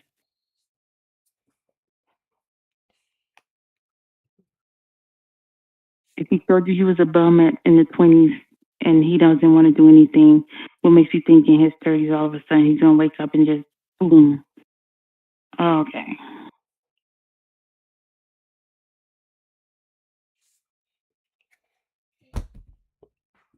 Okay. I think I'm gonna just keep saying who it is. I think I just keep saying who are these niggas, and I think maybe it's good that I don't know who these niggas are, but I just I think my thing is I don't want. So, because one thing for sure, two things are certain. We too grown to be playing around with people. So when these girls are saying something like, "Did y'all not have a mother? Like, did she not speak life into you? Like, what you got going on?" Right. My thing is just like, okay, what is your vetting program? Not you specifically, but a lot of these women. What is your vetting program? Because I feel like I feel like a lot of them don't have one. that's one, and if they do, it's just like, are you asking the right questions? Because it's just like because some of these men that gets with these women, you're wondering how the fuck did you get with these women? Because I remember shoot, even like during our younger times, I used to hear about like the women being like lawyers and doctors and all that other stuff, and they don't have a job, they just stay at home, or they're just like street niggas and all that, or people that just got out of jail and all they do is run the block, and they got these 6-figure girlfriends or some shit like that. And it's just like, how the fuck did you bag them? And it's just like every time they come home, you know your man ain't doing shit. And it's just like, okay, so why are you with him? And you realize one is like they don't want to be lonely, and two is usually the sex. So and it's just like, okay, so you're getting what you deserve because you knew because you knew he was because you knew he wasn't shit at the beginning with, and yet you're sticking with him because of the sex and you not being lonely. I think it's a big factor, but I also think it's not the sex. It's a lot of them. To be honest, a lot of them have parents issues. Like maybe some mental that needs to be calculated, or they like feeling like they're in charge of somebody, or like demeaning. Like some of them have some mental.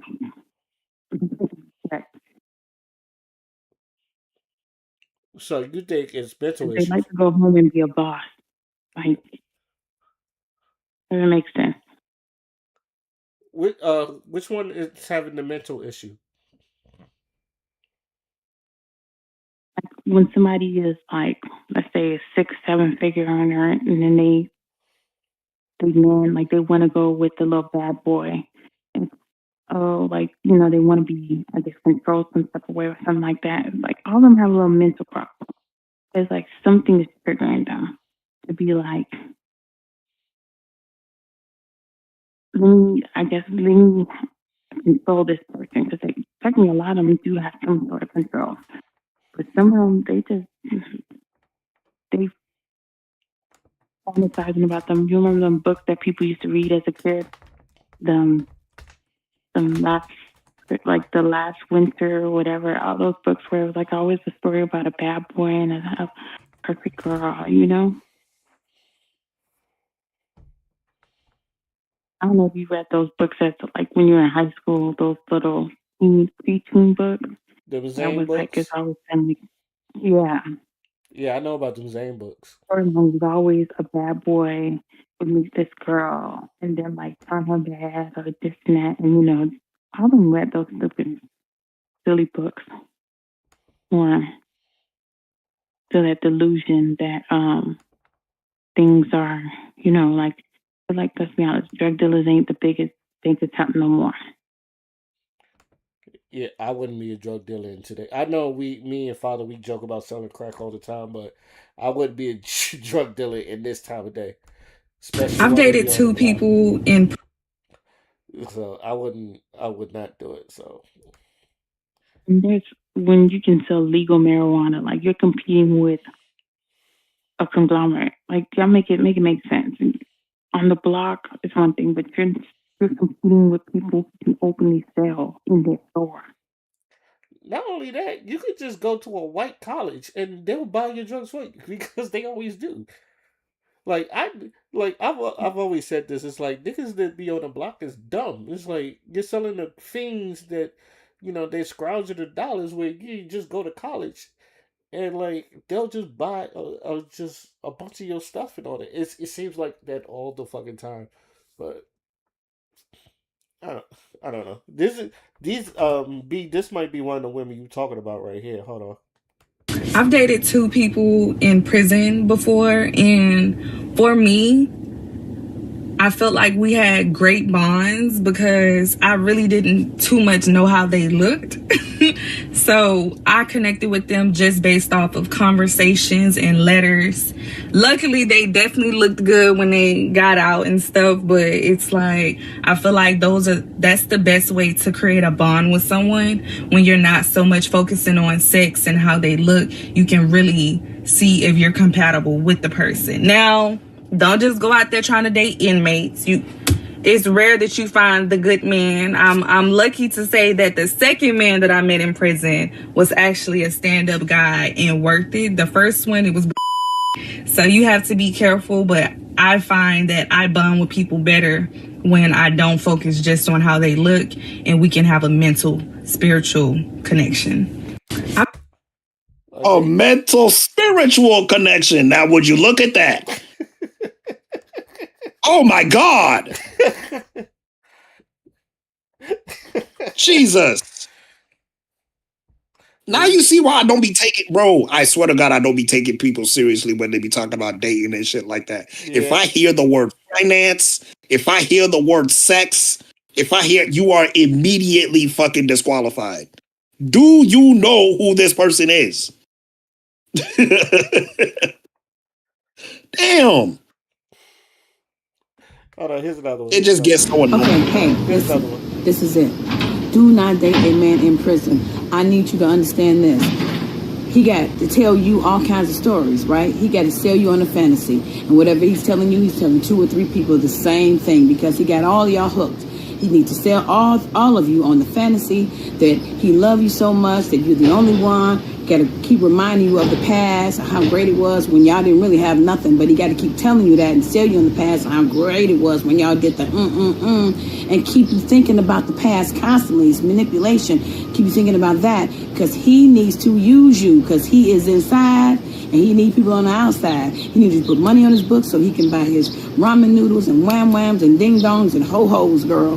Do not buy into the fantasy and the lies. Y'all being together, it's all lies and none of it's gonna work. Now, understand this, guy got a man for you that's free and single. You ain't gotta settle for no guy in prison. That's my tip.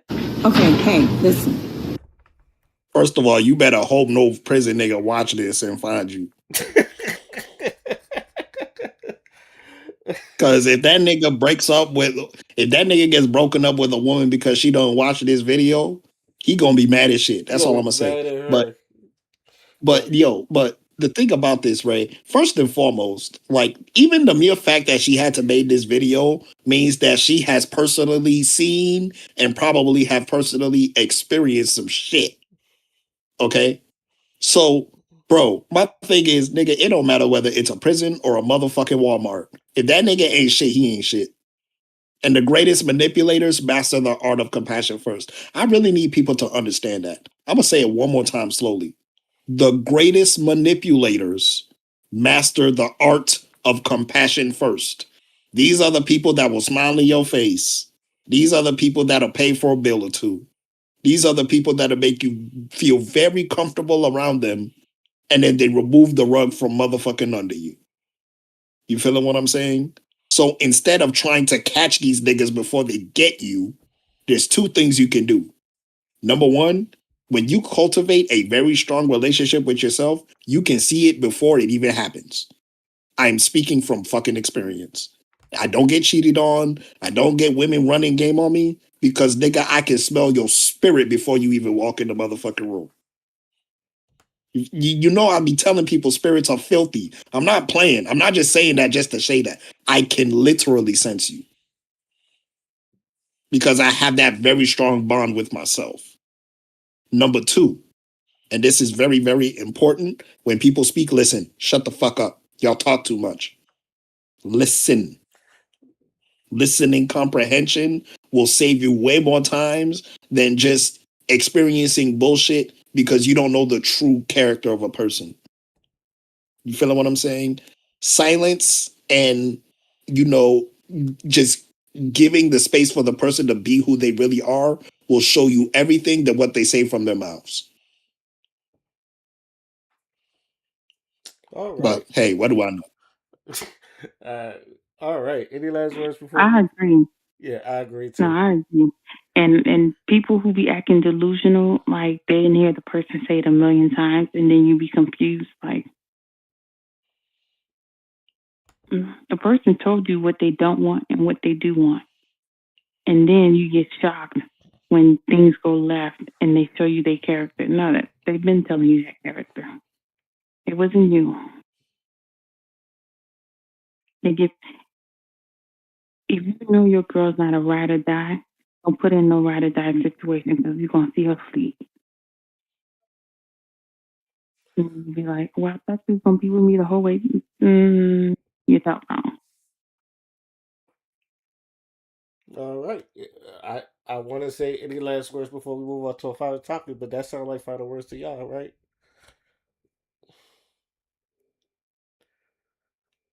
All right. Let's move on. Nah. Okay.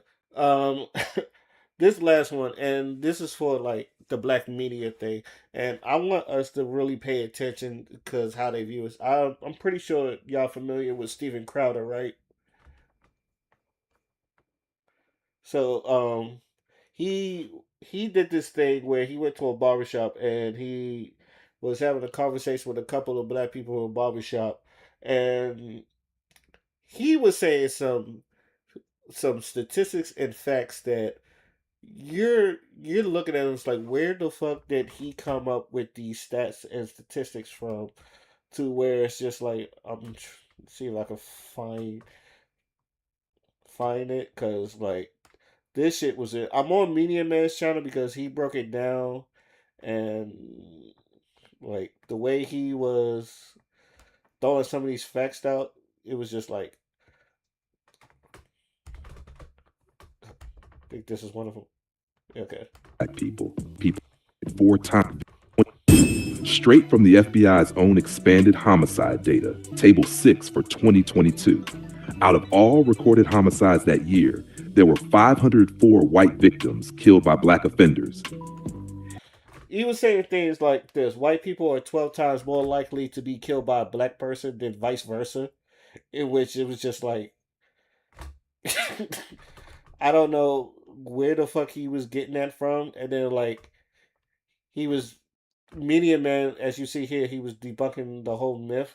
But it was a lot of stuff like that. I think it was something else. Shrink dramatically. What many people call race in these discussions is often just a proxy for exposure to disadvantage.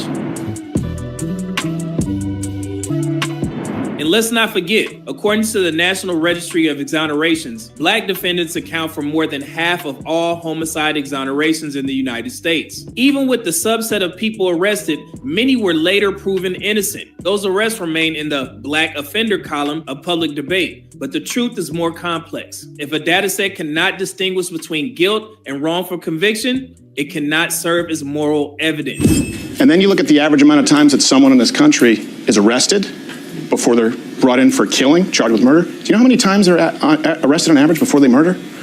11 times.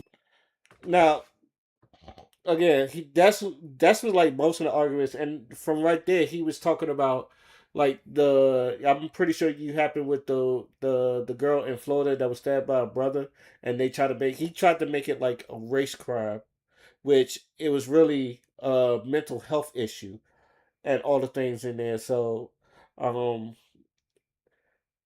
I thought about doing an after party on that, but it's like 2 parts, and I don't want the job to spend there. But there was a bunch of that going on. So, um, I come to the panel. What do you think about some of the like misleading things that a lot of people like Steve Crowder tried to move? Because I've heard of things like we're 13% of the population, but like 50% in the murders, and a lot of other things like that. What is your thoughts on that? I'll come to you, Father, first.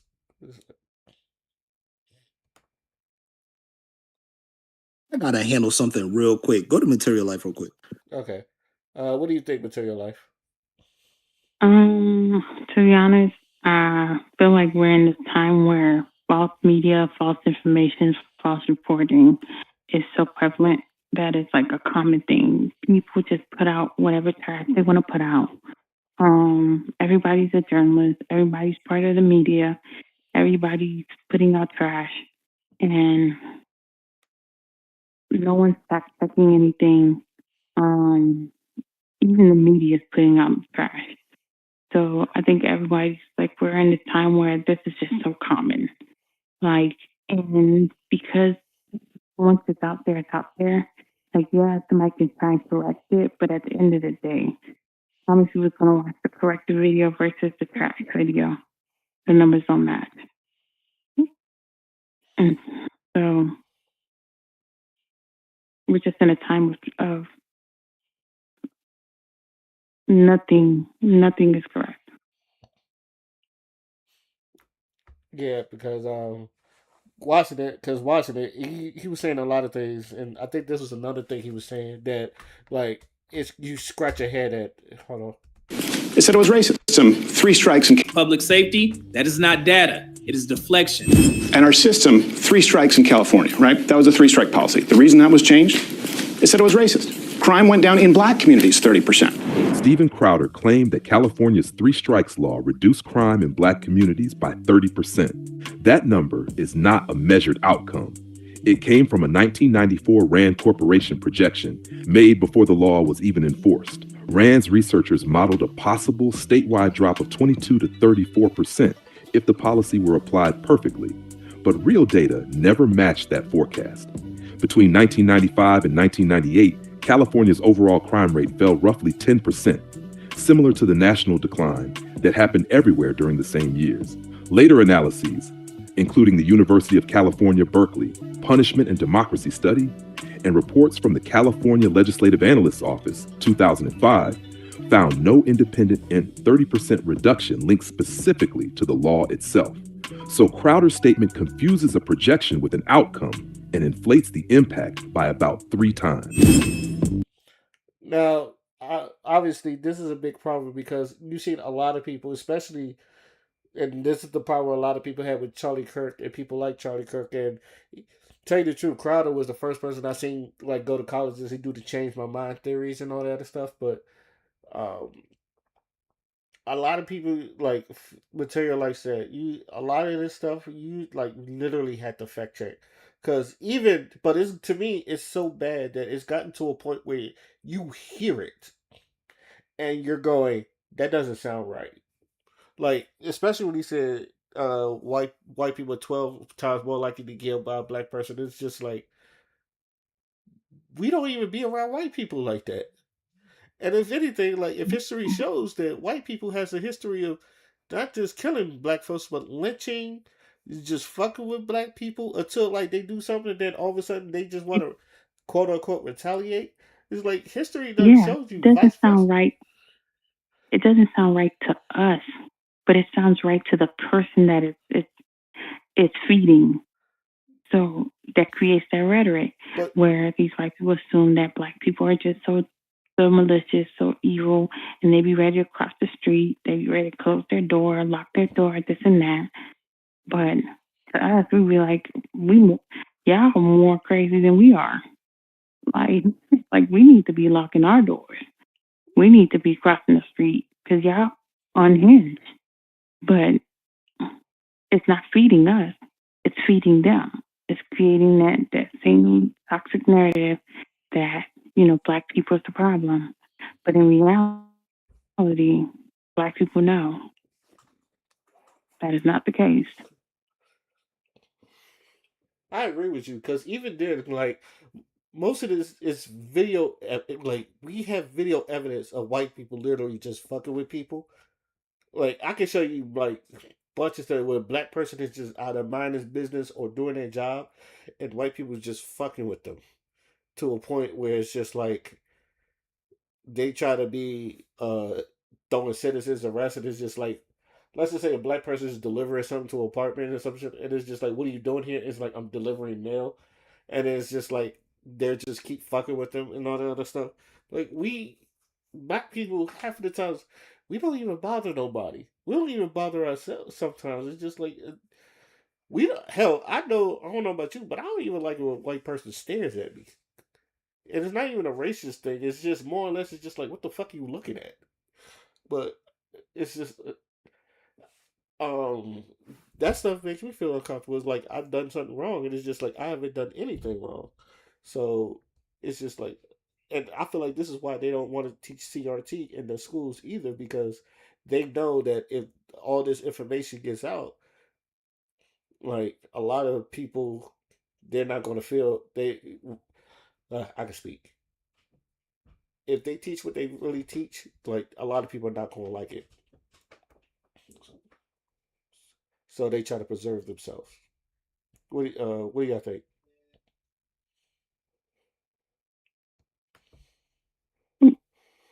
I should be back now, but yeah.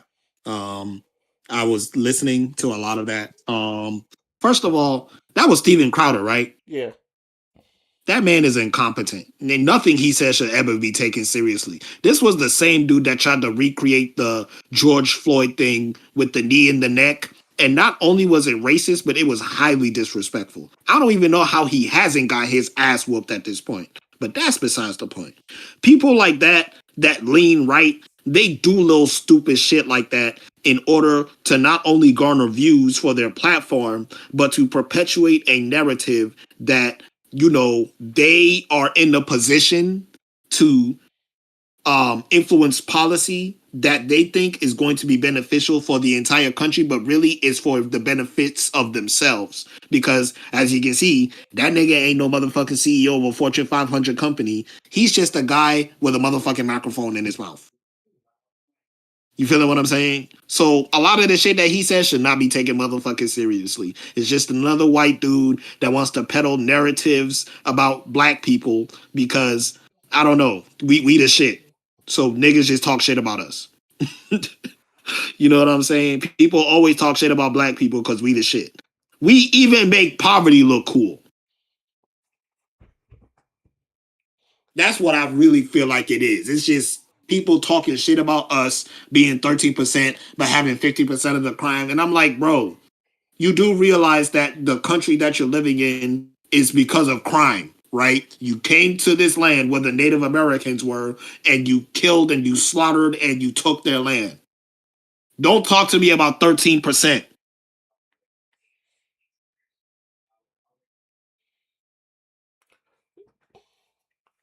I agree. I agree. Um, I think we done said much about this. Any last words before we move on to our final thoughts? These motherfuckers got the audacity. I think they always will have the audacity. The um, caucasity. yeah. Okay. That's okay. That's it. I'm glad to have at least gotten with y'all on this. It's been a while. I know it's been a while since we was all doing it. I know I had some schedule changes. I had some work changes to be working around, so I had to get adjusted to my new schedules. And I'm glad all of y'all was able to join. With that being said, can we get to our final thoughts? I'm gonna start with you, Material Life.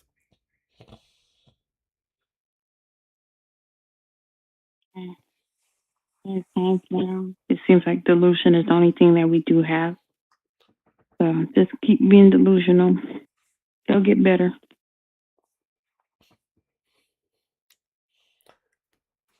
Okay. Father, any final thoughts? You got potential. You got you. Nah, I'm playing.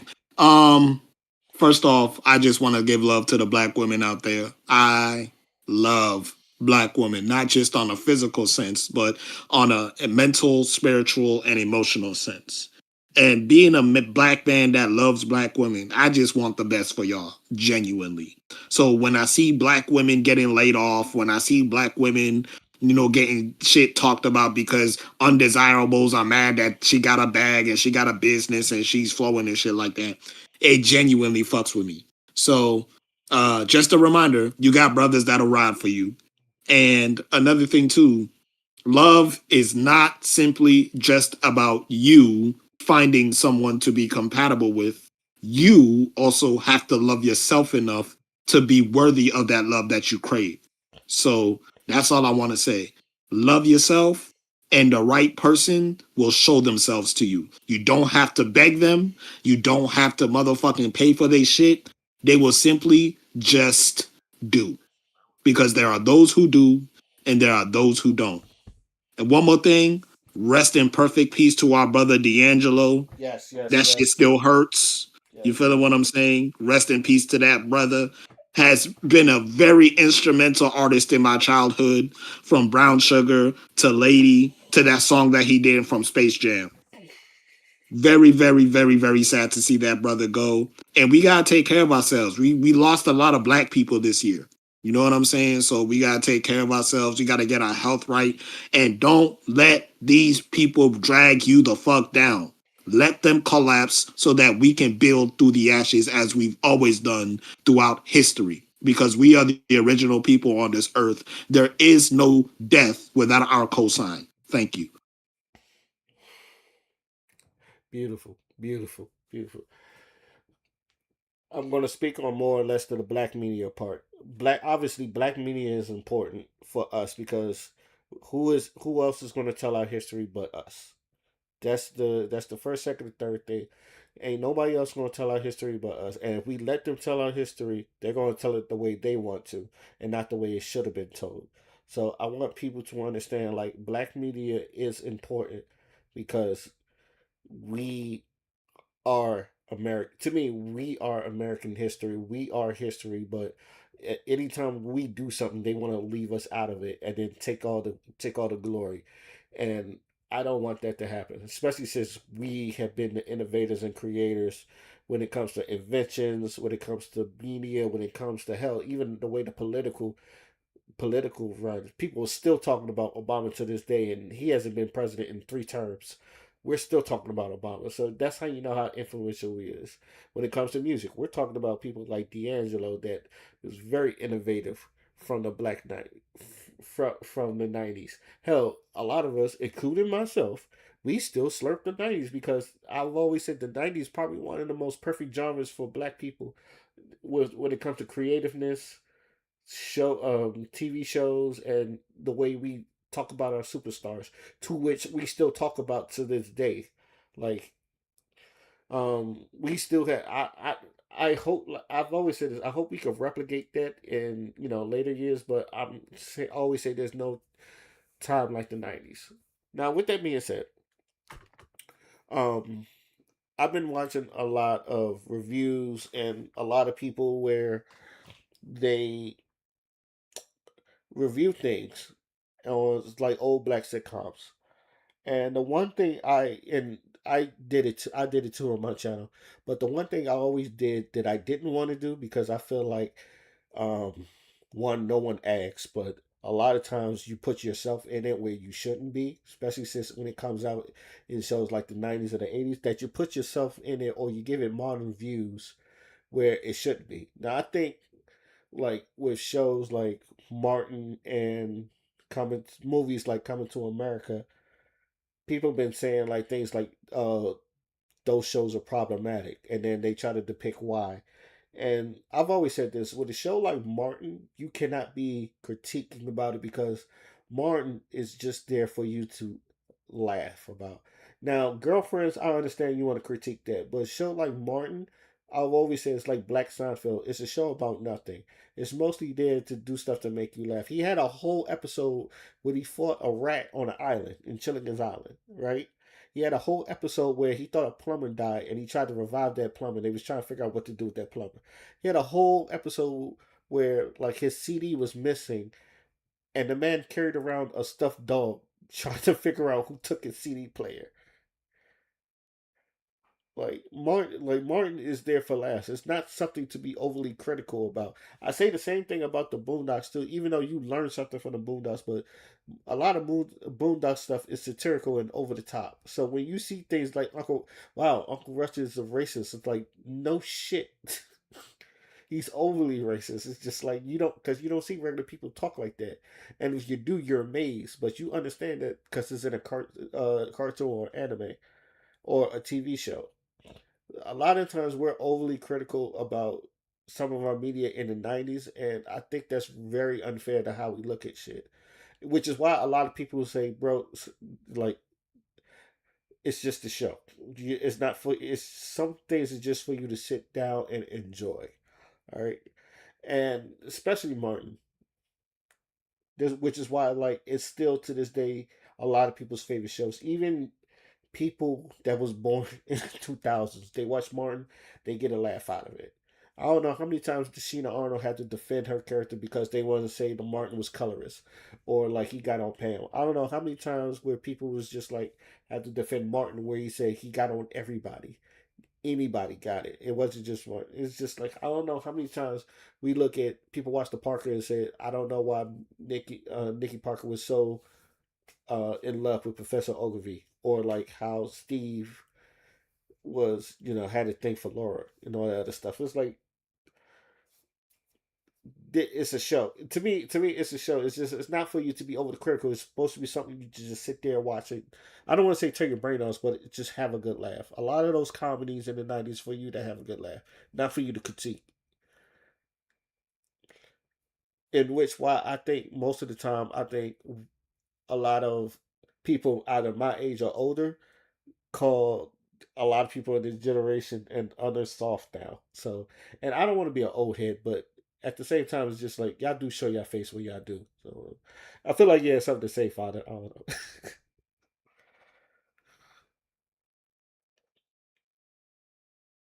Yo, Ray, I just wanted to comment on the black media thing that you did. Yeah, And this is why, like, I appreciate you hosting a podcast and shit because, there's nothing more undefeated than listening to intelligent black people talk about shit in a black ass way. You know what I'm saying? Like, I don't know if you know that channel, I Am Legally Hype, about that black woman that translates everything in basically in Ebonics. yeah, But bro, because of that, like I understand shit so much better now because instead of saying Donald Trump wants to raise tariffs, she'd be like, all right, so DT, he wanna raise them prices on them shit that you be buying all the time. Like, it just make more sense. yeah. You know what I'm saying? So, like, nah, black media is very important because it needs to come from our voice. You know what I'm saying? There's this narrative that everything we got to do got to be super professional. It got to be super polished. They got to have so many fucking credentials that you were running out of paper, running the certifications that you need to get. Like, no, you are intelligent the way that you are, black people. All you simply have to do is just focus on the shit that matters and speak truth to power. That's it. And I feel like we've done that consistently in this channel, whether we agree or we disagree. It's not no beef, right? But it's, hey, you have your experience and your, you know what I'm saying, shit, and I got mine. But we can still come together and work together. I still want the best for you, even if I disagree, because that's what people are supposed to do. You feeling what I'm saying? Like, I'm not gonna fucking get you fired because your favorite team isn't the fucking Cowboys. You know what I'm saying? Like, that's petty. You feel me? So, nah, yeah, shout out to Black Media. I want this shit to blow up. I always tell you, Ray, I think we could be the next ABBA and Preach for real. If we really like locked in and did that shit and just make a shit ton of money so that we don't have to sell this motherfucking crack. So whenever you need me, I'm only a call away, my nigga. Always, always. And like I tell people, I appreciate everybody that's been on this show, whether they've been on here once or they've been on here multiple times. I appreciate everybody that's been on here because all y'all are very special to me. All y'all deliver in your own special way. So, with that being said, I'd like to thank the panel for jumping on here as usual. I would like to thank all y'all for listening to hear us talk our shit again. This is, you know what, let me just say podcast, and we're signing out. Peace.